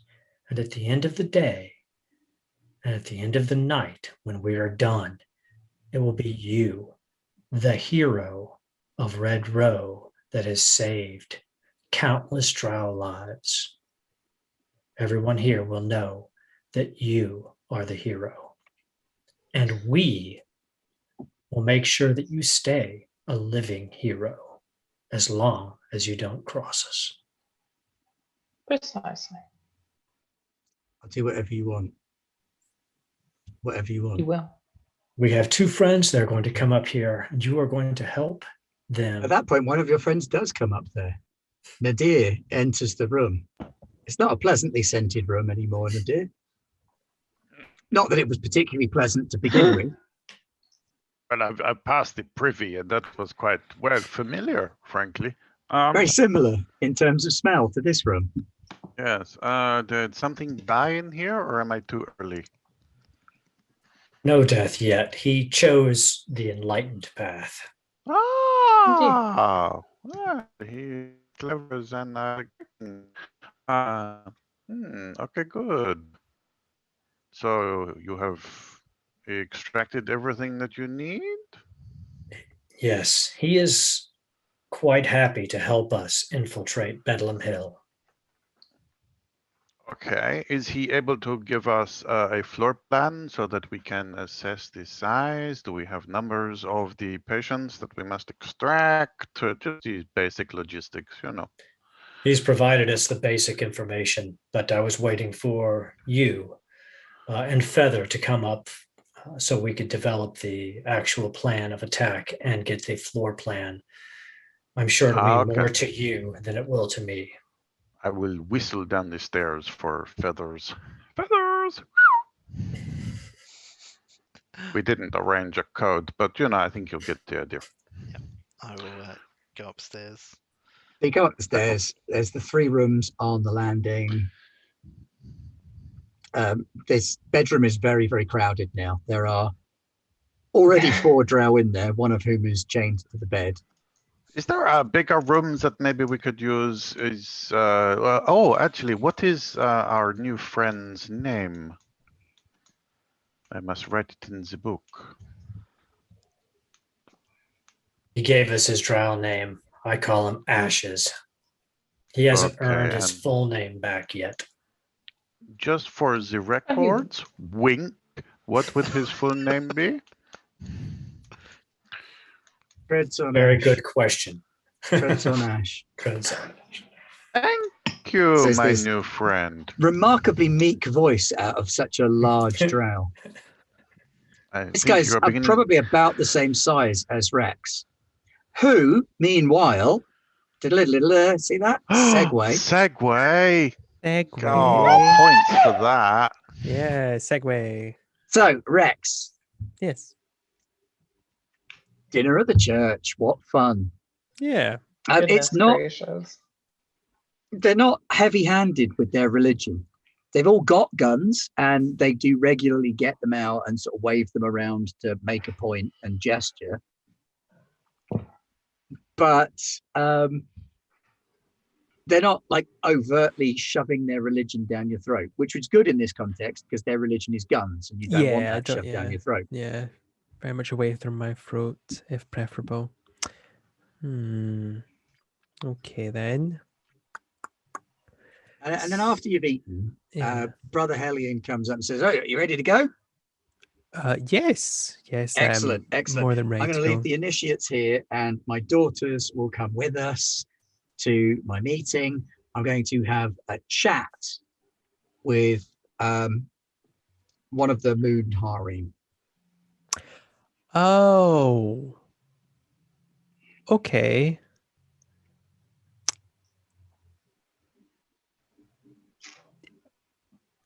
Okay. You've seen a Null before, right? Many a time. Yeah, I served. So yeah, I fought against them. Yeah. Okay. Well, yeah, this like social thing. You're just there to make a point because the rifle, they'll recognize the rifle. They've seen enough of those in their time. They'll know what that means. And they'll take us seriously. They'll know we mean business. That's the rifle of a man who's killed Null. Yep, that they'll is know very not to true. mess with us. I get there and the Null's like, "It's you," and I'm like, "Oh my god, shit, yeah, I almost killed you. Fuck. Oh, this is awkward now." And so you wander off through the streets of Derelictus until you come to a warehouse, which is quite close to the arena. You can just about hear it off in the distance with the shouting. And stood outside the warehouse, there are two humans with big, heavy, spiked clubs, sort of stood around, eyeing the street up and down. And when Brother Hellion arrives with you and his three daughters, one of them pulls open the door to the warehouse, nods you in. Okay. And Brother Hellion walks in with his daughters, one of his daughters, the other two take position outside with those two men. So one daughter and you are taken inside. And inside there is a table set up, quite a low table with two divans on either side of it, on a rug, very out of place in his warehouse. It's slightly threadbare rug, but nice nonetheless. And sat on one of the divans is a fine silk-clad Null. This is a bit unusual to you. This is clearly a civilian, laying on a bed, obviously male, robed in fine silks. Okay. Eating like a handful of meaty snacks in lieu of what you would normally assume grapes. How would grapes would be eaten in this position? Yes. Okay. Amazing. Behind the divan, there are another two humans, one of whom has not a rifle like yours, but is still carrying a rifle, not the same caliber and quality. And the other is carrying two short but very, very sharp looking daggers. Okay. And the Null stands up as you enter and cricks his back, rears himself up to his full height. He's nearly 7 feet tall before leaning forward into their customary hunched over 6 foot size. And in a remarkably cultured voice for someone that's chewing the words around in this hyena-like muzzle, says, "Brother Hellion, lovely to see you. Please sit. Can I get you some wine? Perhaps a snack?"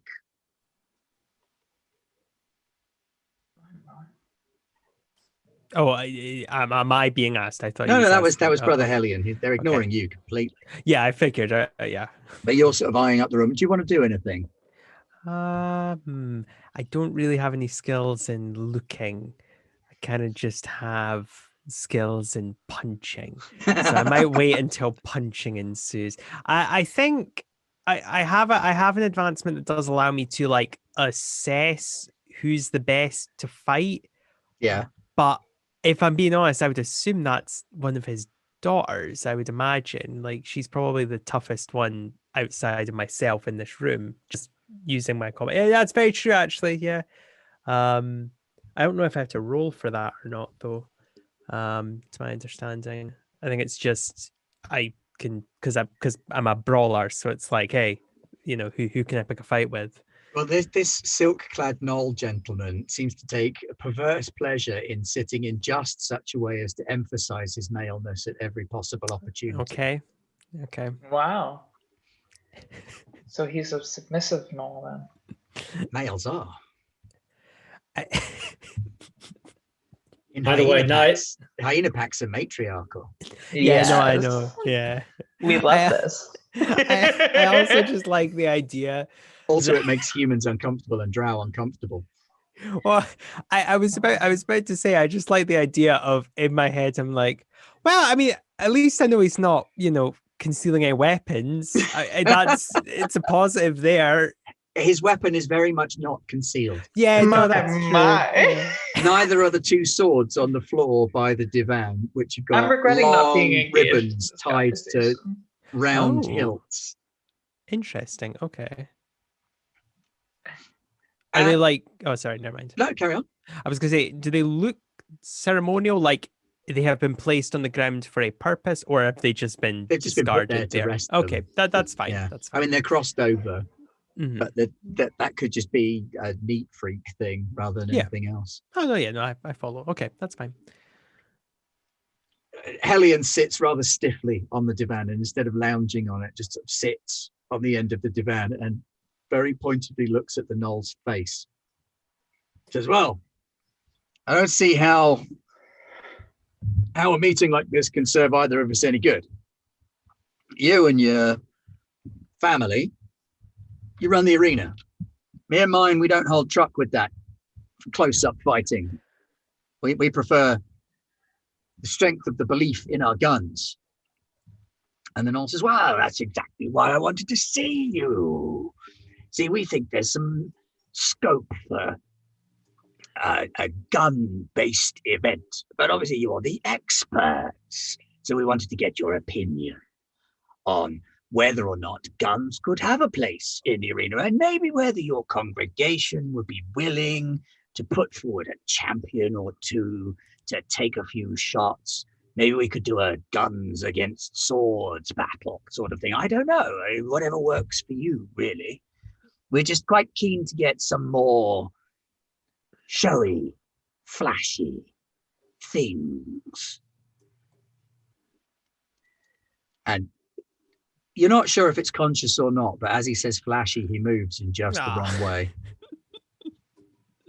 It's intentional. It's actually, I don't know why I'm laughing. I get why. I mean, at least you're focusing on his face, so he has complete control of the conversation. So that as well. The Brother Hellion's like, hey, I don't trust this. Where's the trick? And Nott's like, no trick. You're a growing power in these parts. And as you know, Mother does so love it when we can all play together. Your benefactor, your mysterious benefactor, is of great interest to her. Now, it's entirely possible that, should you wish, she could become a benefactrix instead. Obviously, in this particular part of town, having Mother's approval goes a great distance to being successful. Obviously, we're not talking about Threadneedle or anywhere over there with those sisters, but perhaps if you let us know who it is that's supporting and funding your organization, we could make you a counter offer. And Helion's like, no, I'm content with what I have. Thank you. If this is a territory dispute, then I won't bring my people any further towards the arena than 7th. 7th. 7th isn't bad, I suppose, but we'd rather have you in the fold, as it were. So how about it? Tell you what, go away and have a think. Come back and see me in a few days. Let me know.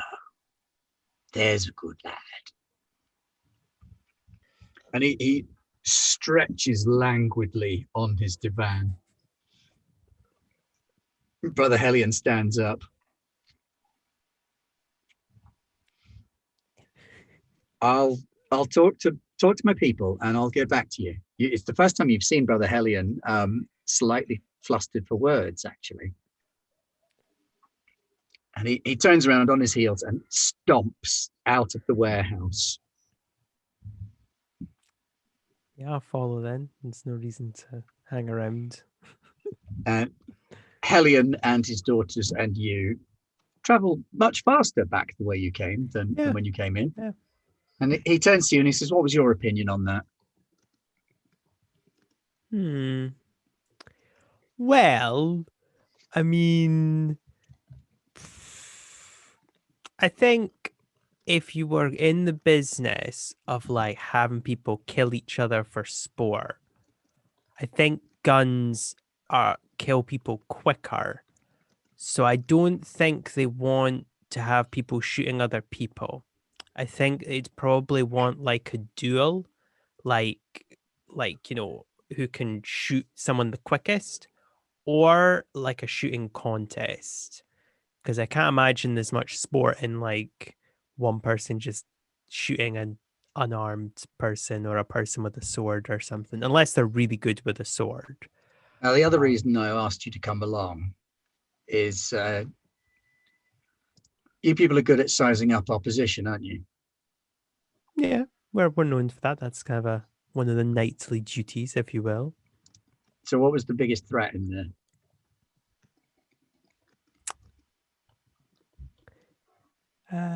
Can I make something?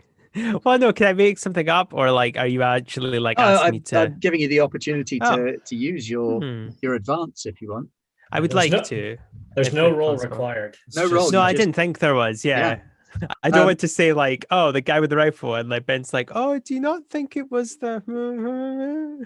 The guy with the 2 daggers was actually the best combatant in there. Mm-hmm. The rifle holding guy wasn't actually much of a fighter at all. If you had to pick a fight for effect, then the Knoll would have been the person to go for. If you had to pick a fight to win, the guy with the rifle would have been the one to go for. And if you had to pick a fight that you really wanted to lose, the knife guy was probably the one. Okay. So you suspect that they're a career gladiator and the real bodyguard, whereas the guy with the gun was there as a sop to keep Helion happy. Okay. I would say, okay. I would definitely say that the rifleman would have posed the biggest threat in that situation. Because so they know that we're a threat. They definitely. They know the danger of the gun, the power of holy fire. But as I'm sure a gunsmith of yourself would know, that was not like good quality. So I'm thinking that, maybe they're bringing you on side as a kind of like, maybe they might just try and, fuck you over and get your benefactor, and then your guns be taken off you and they'll be given to the gladiatorial games. I mean, who knows? Yeah. Or maybe you're really good at thinking. They can have my gun if they can prize it from my cold dead fingers. Yeah. And long live Texas. Viva Texas! Oh, fuck. Well, I don't feel guilty about fucking these people over. I would say so. Over. And I mean, like the Knoll was like kind of scary, I guess, like because gnolls can be a bit tough. The guy with the daggers though looked like a pushover. I mean, tiny little stabby little thing. Like, what are they gonna do? Exactly. Yeah. I do like a tiny little. Grrr. Obviously, I'm like giant, so I would still be a little bit like intimidating, I guess. He knocks his fist on the front of your armor with a nice hollow clang. He says, "Thank you for that, brother. You are a welcome addition to the church. Whenever you want, you have a home with us." Well, I thank you. Yes. We'll call you Brother Lagrange. A high honor indeed. Yes. Come back anytime. Of course. Thank you for this evening. Yes. And he presses a handful of high-grade Lagrange bullets into your hand. That's something for your trouble. Thank you. Well, then, yeah, I will head off. Did we agree on a meeting place when because when I dropped it out, was there like an agreed meeting place, or did I just? I think there was. We probably would have established one for Yeah. sure. Okay. I'll go to the. Ah, yes, inevitable. Yeah, I've been there so many times. It's an establishment at this point. I'm loving the idea of letting Gidi in as a therapy hyena that's going on in chat right now. We'd love Wow. to see it. folks. We'd Therapy love to see it. hyena. Nice. Okay, so back to the rest of you and your little interrogation. Well, Hello. So, Ashes, are you going to cooperate if my colleagues here let you up and we maybe go to a larger room or somewhere with a table? There's a table over there. Sorry, where could you point? Oh, no, you can't. Okay. There's one just behind interrogation joke. where Weave's like harpist stood. Okay, is there a little room that rickety doesn't table and smell chair. quite so bad? There's Maybe the, the kitchen? there's the smell kitchen. isn't, Can we go the to the smell is not kitchen? coming from the room. Oh, I'd like to just ferret through all his drawers and wardrobe, look for loose floorboards, things like that, while they're moving him around. So- Okay, Feathers. so you Feathers, keeping make him sure- chained up or taking him downstairs or what? I think Quick, pro- if I have somebody else on the other side of him, I would allow for the removal of the chains so that we might better bind this individual and facilitate the movement of Well, his you've got clothing. two chains. You've got your chains and you've got Samidi's chain, and Samidi's do chain's have got a two big chains. meat hook on the end. So take your pick which chain you want, really. So I look down and ruffle Ged's fur and I go, Ged, stay next to him. If he does anything that we don't want him to do, tear his testicles off with your teeth. Ged You can lets go to- out that classic hyena cackle. Ashes, you can go down naked. Feathers, why don't you make sure you get his pass key, his keys, his identification, everything we'll need to get into the asylum in case he decides to do something foolish and we're forced to kill him on the spot. I retrieve my chain. Okay, Leon, can you make a steal and crime roll for me? Yep. Can you tell me if I've got those I and what dice? can. Because Roll20 has Um, not loaded for me. It turns out that you have neither of these things. Brilliant. So it's just one dice. 7.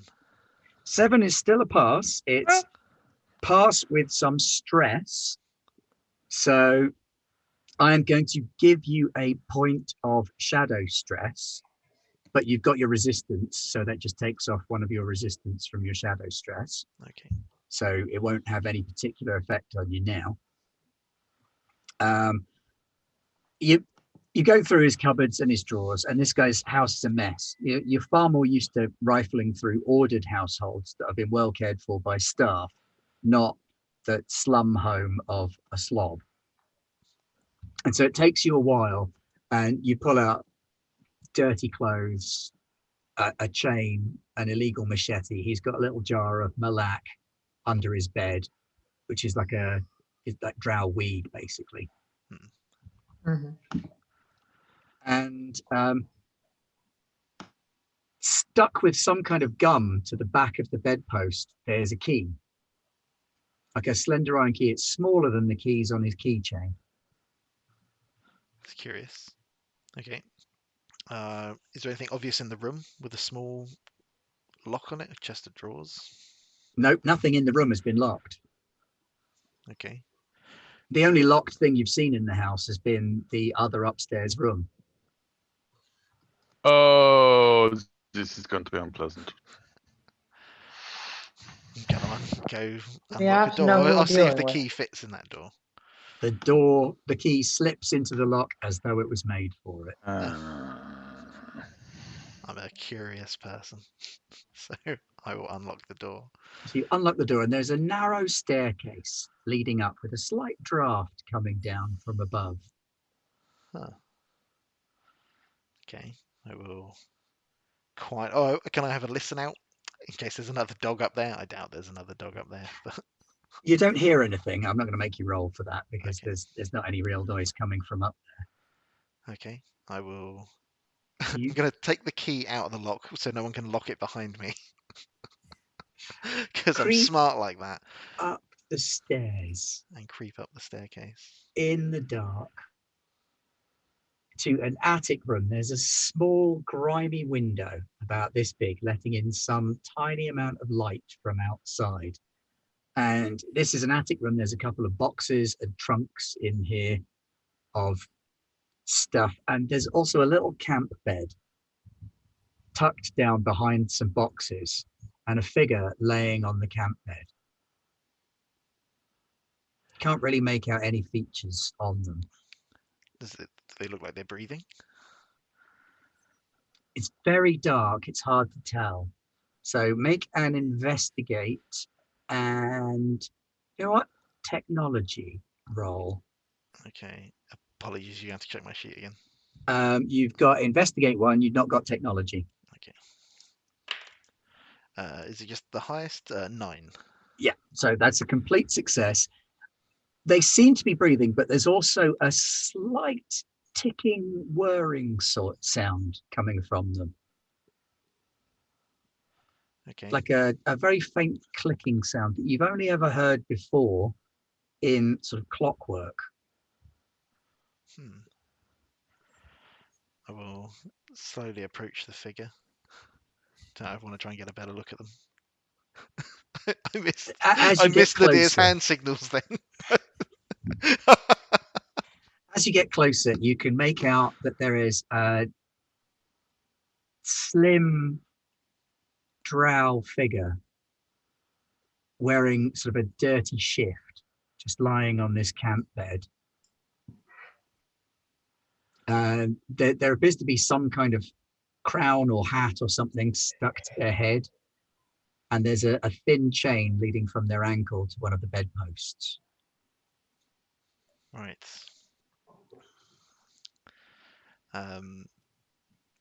Guess I can't break the bedpost off. Are they asleep? Can I try and wake them? They're not moving, And not moving. but you're not sure if they're asleep or not. It's just this sort of low breathing and this sort of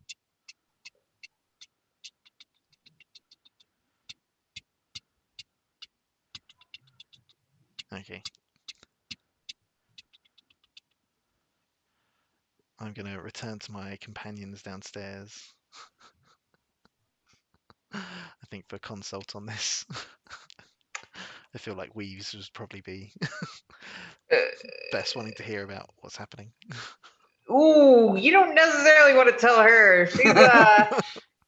she might have strong opinions. Not a fan of probably whatever the fuck is going on upstairs. It's not going to be pleasant, whatever it is. Anyway, so we'll have a piece of parchment, and we'll be drawing a floor plan, and we'll be extracting rapidly as much information as we can from Ashes before we decide to end him. Okay, so what are you trying to get out of it? He wanted a floor plan, didn't you? So he Yes. gives you sort of a rough idea of a floor plan. So there's an entrance way, there's a yard, around the And outside. I already have some plan of the area, so I can. The inside of the building, he says, it's a bit weird. I can't tell you exactly where everything is. I don't really understand it. But it's like the building moves. Okay, It's look at Spire, me. You you know. know what I am, yes? So weird is what I do. You're a minister. Yes.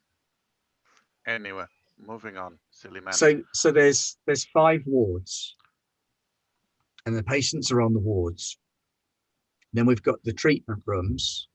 There's like a suite of treatment rooms where we've got all the different kinds of treatment. There's another 3 of those. Well, double that really, because each one has 2 sub rooms in it. Then there's the private wing, and that's where is sealed that? behind a door behind the treatment A suite. single door into the private wing? There's one way in and out of the private wing inside the hospital, and one way in and out outside the hospital. That's all I know. We don't go there. You did say you believed that the private wing's door was also protected with magic. Pretty sure. Oh, do you have an idea what sort of magic? I don't know. The only people that go in there are the doctor. He's got a nurse, a drow nurse, who is allowed in there. And what is? And she's the only one I've seen go in there. What is the nurse's name? I have no idea. Nobody wants to get close enough to find out.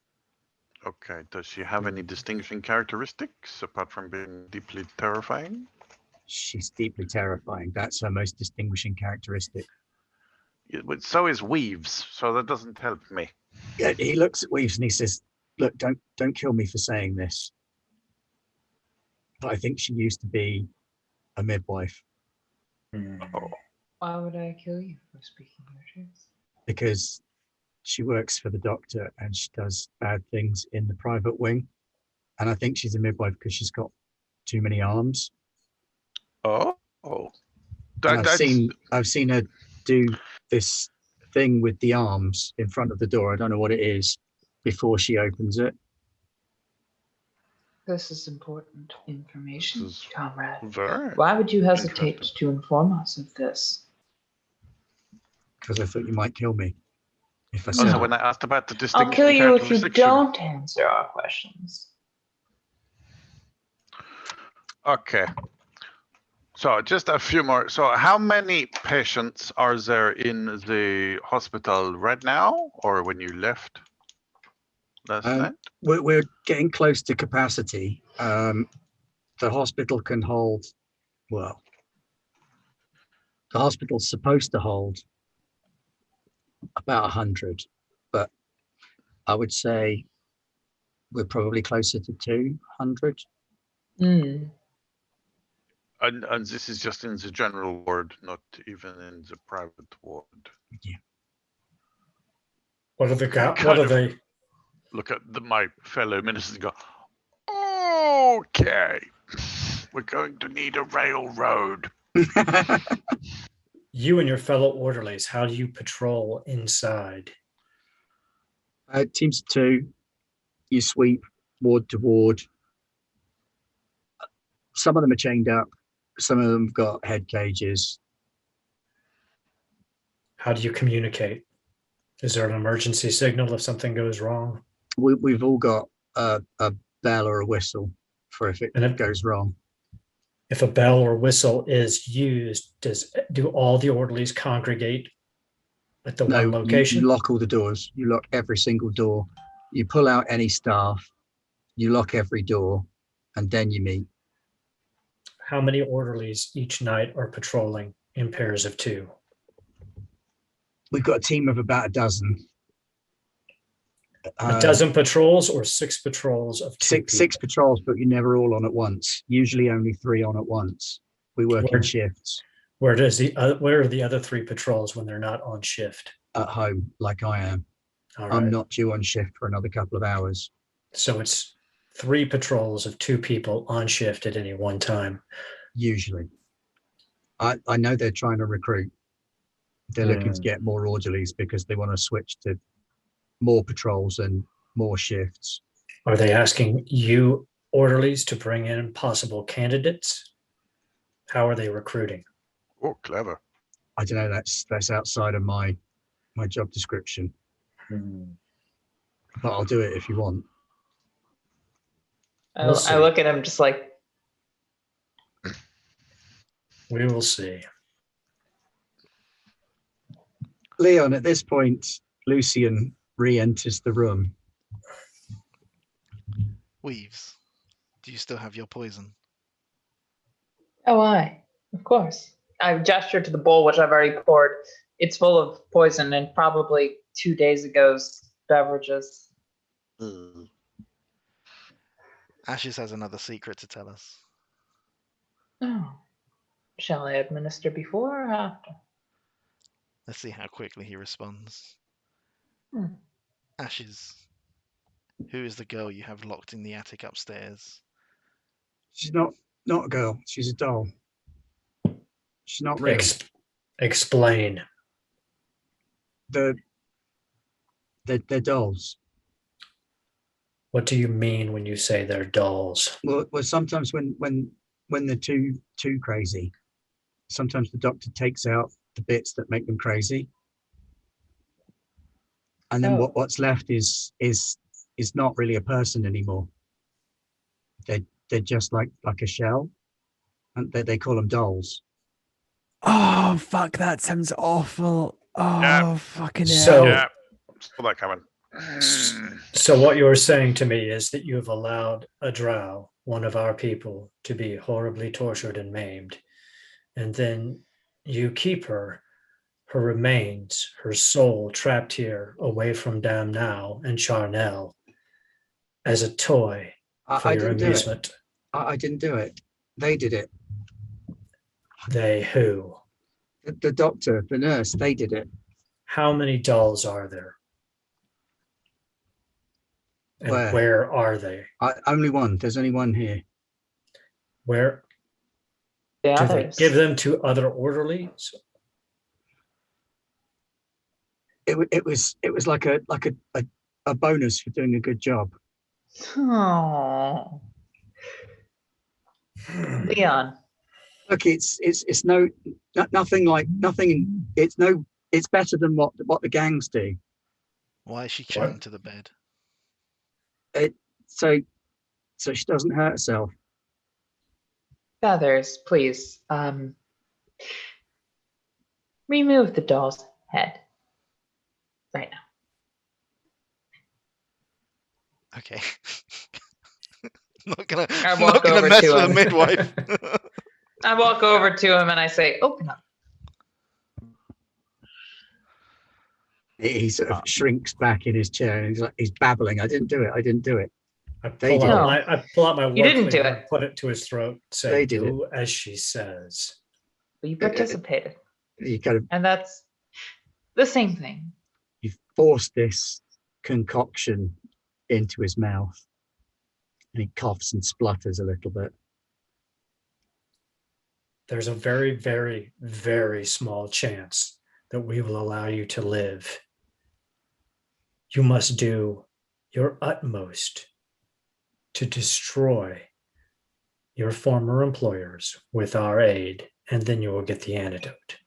I gesture to Otherwise- the bottle that I have, which contains the quote unquote antidote, which is honestly. Oh, that's the diuretic. pills. The pills are the Yeah, antidote. the pills. Exactly. Yeah. Bottle of pills, I assumed.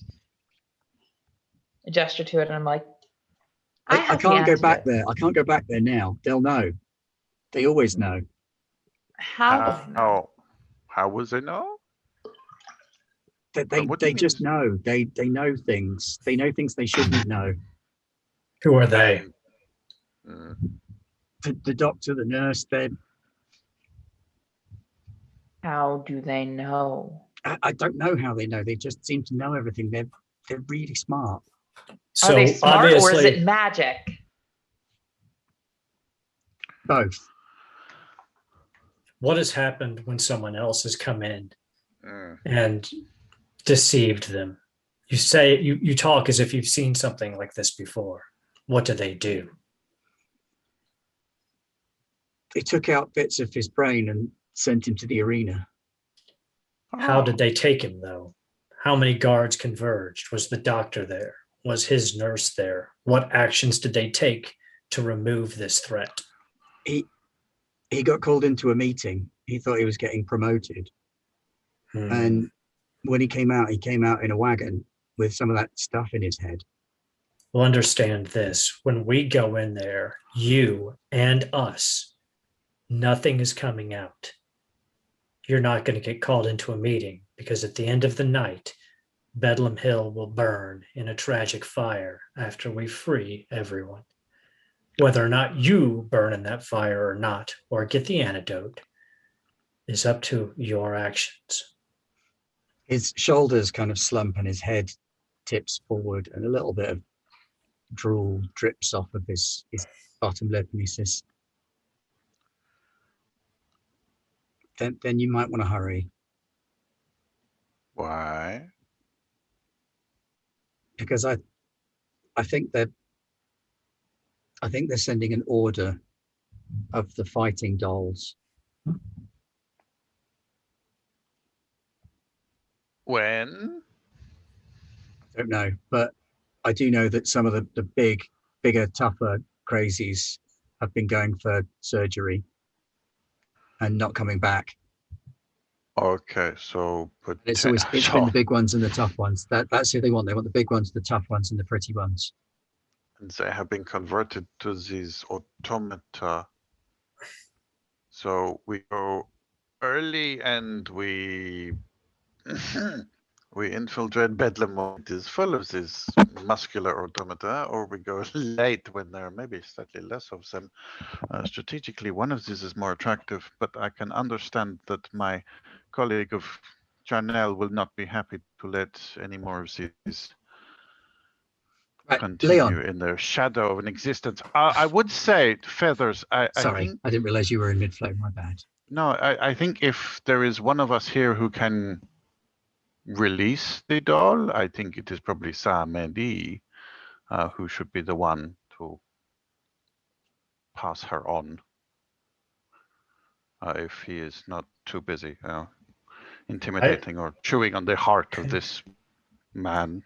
I look over at Lucian and quietly say, if you would prefer, my brother, I will take on this task. Thank you. So Samadhi will go upstairs to deal with the doll. Are you going to take some light up with you? Yeah. Okay, so you can see much better than Lucian could. And when you get up there, you can see that this drow figure is only really sort of partly human now. They're humanoids. They have the normal drow-shaped body, but their head is kind of sliced away there. And there's this big mess of clockwork sat in its place. And they have a mask sutured onto their face, almost porcelain in style, very Elfir in style. This sort of porcelain doll's mask sutured onto their face, and this mess of clockwork in the back of their head. They're sort of whirring and clicking and ticking away. So I look closely to try to make sure that when I strike, the blow will enter quickly without any pain. I lean my forehead down against this porcelain mask, and I just say, I am so sorry, sister, that I did not see this sooner, that my hunt did not prevent this from happening. And then I stick the cutter up and slice what's left of her organic throat and hold her as her blood spills out. The head comes off remarkably easily from this doll, former drow, and she just her body sort of slumps back down onto the bed, and the eyes didn't have much illumination in them already, and they sort of kind of fade out, and the clockwork ticks slower and slower for a few minutes before stopping. Then I wrap her body up and carry it downstairs. And Weaves, the deed has been done. We must feed her body to the carrion so that Damnau may take her soul It's been captured by these horrors for far too long. Yes, please. Perform the rites.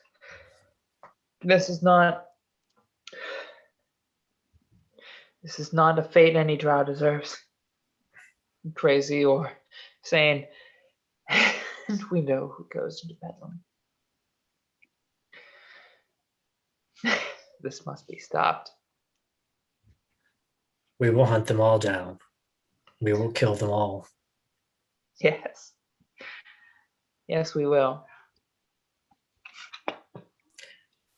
All right, Ashes, you will finish telling us all we need to know, and then we will go in tonight, and we will end this tonight. Okay, does anybody want to do anything to get in touch with Rex, who's gone back to your pre-arranged meeting place? We probably would have contacted him, yeah. Send him an email. Hey Rex, come on. I will All have. good. While I was walking back, I probably will have given the bullets to some, I don't know, some street urchins, because I don't want them. Fuck that guy. Look at him Me off Shit. as you're Yeah. walking down the street. Hey kids, do you want some bullets? Do you want some fucking bullets? Yeah, I mean, you can Probably sell worth them a lot for, of like, money, yeah. good- yeah, Yeah. exactly. I Yeah, mean, you can honestly, sell yeah. those. Yeah. So it's good for the urchins. True Yeah. comrade. You gotta are you from the share church, it. mate? No, don't stay away. They're very bad people. I just said they were stole giving out these. free bullets. Yeah, no, you want to sell these, Yeah. and mark them up, right? Obviously, like oversell them, because that's good street smarts. And also make sure you share it with all your friends, okay? It's good to share. Yeah. Yeah. Yeah, of course I will. Yeah. And off he goes at a rate of knots. No. Fuck, I should have given it to my. Yeah. Oh, he gave me all of them. Whoa, run. I'm out of here. Of course I will share. Yes, absolutely. See you, losers. So we'll find. I'll look for an urchin out on the street. I've lived in the area my whole life, and pay him 1 coin and say, go to this address. There'll be a knight there. Bring him back here, and I'll give you 2 more. You grab an urchin and they're singing, I'm in the money. I'm in the money. All these bullets this massive idiot gave to me. Ah, it's brilliant. Yeah, you're sat around in the meeting place and nobody else has turned up. And then this urchin sort of rucks up. A scruffy, could be a drow, could be a toad, kind of hard to tell. Very big bulging eye on one side, slightly greenish cast to the skin and slick. Probably a toad. And he comes up and he's like, oi. Oh, yes. Why are we whispering? No, that's just my voice. Oh, I'm sorry. That's So rude. I'm very rude. I do apologize. Are you a lazy dog? Yes, yeah, yeah, that's me. Okay, because Hyena Man said to come and get you. Oh, okay. He wants you to go here.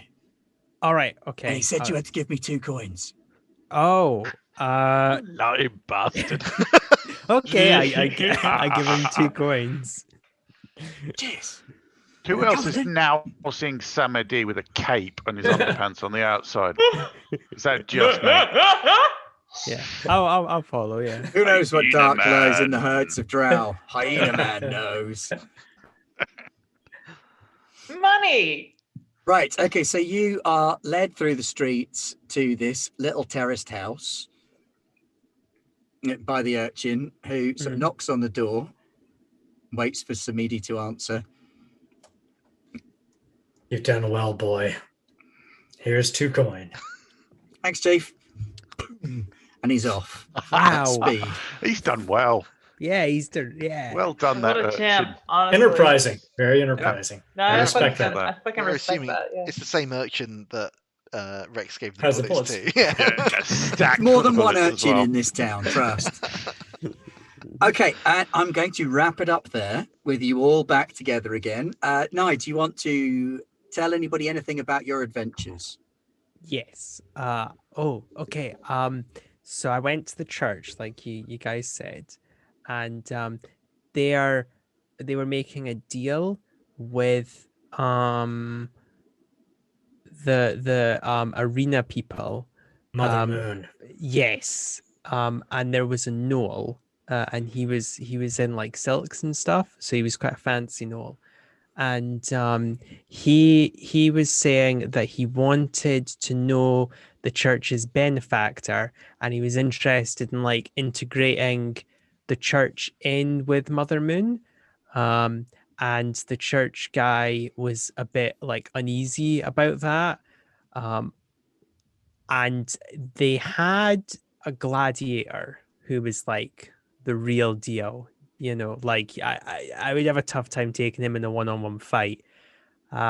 So yeah, I don't know. Like it's kind of concerning. I think if the church is easily led, let's say, I think it's quite possible that they could either be engulfed and then Mother Moon's gonna have the entire stockpile, or counter argument, there's a big shootout and lots of people die, most likely civilians, because they'll just do this turf war in the middle of a populated area. So it's not good. No, none of this is good. I'm more inclined to believe the counter argument if any of the two arguments. Plus side. Liam, can you roll 2 dice for me? 7 and a 10. Okay. Nice. From what he said, and remembering that pamphlet that you picked up earlier, there is a 3-way connection there. 1, where are they suddenly going to get hold of a large number of drow to represent the drow forces? 2, why are they suddenly trying to recruit a bunch of poor people with guns? And 3, when is this event taking place? Can you see the connections? Yeah. There are. Well, we've got Atl Automata. Yeah. Being shipped out tonight. It could easily be someone trying to move into the area and take over part of the Underspire, either to push out Mother Moon or Mr. Winter, or maybe even the sisters. Under the guise of a show. Under the guise of a show. You've got an armed force of, for want of a better word, robots, incapable of independent thought that you arm. But also you then have the zealots with the guns, adding additional firepower to the situation. This could all get, well, rather explosive and rather messy, which often I like, but I think in this case, maybe it's not such a good thing for our fellow drow. I think we need to interrupt this. And I will be going around the cupboards of the kitchen going, now I know it's here somewhere, and I'll just open one and go, okay, we have the coats of the orderlies, and here are the truncheons. Yeah, he opens one of the cupboards and there's this weird light that's simultaneously purple, green, and neither of those colours. I'm pretty sure I opened all the cupboards and I didn't see that in there. And in this one, he's got a selection of uniforms and truncheons. You must have missed this one, Feathers. It's the color of modernity, and you're like, wait, how is that a color? Wait, what? I don't. So thank you very much for joining us tonight. I am going to slap a trigger warning on the YouTube video for this because it does deal with some harrowing themes. And thank you to the players. I know we've skirted along the edge of some people's lines and veils a little there. I hope I haven't crossed them. If I have, I am very sorry. But I'm pretty sure I haven't, because I did talk to everybody at the beginning and make sure that I wouldn't. So thank you very much for your participation. Thank you very much for coming to watch us tonight. Stay tuned to Garblag for next week, when on Tuesday we have Masks of Nyarlathotep, the grand finale. Yes. Watch us all get eaten by a chaos god. We love to see maggots, I think. Oh, really? Wednesday, We don't currently have anything set up for next Wednesday because Ranger Squadron has just finished. And they're taking a week to have a Prepare. go at Yeah. having a little chat and play around with Foundry. Ready Exactly. for Woofrup the following week. Mhm. There's going to be some Yeah. more Warhammer Fantasy roleplay coming back to the channel, 4th edition. Yes, Millie, the grand finale of the prologue.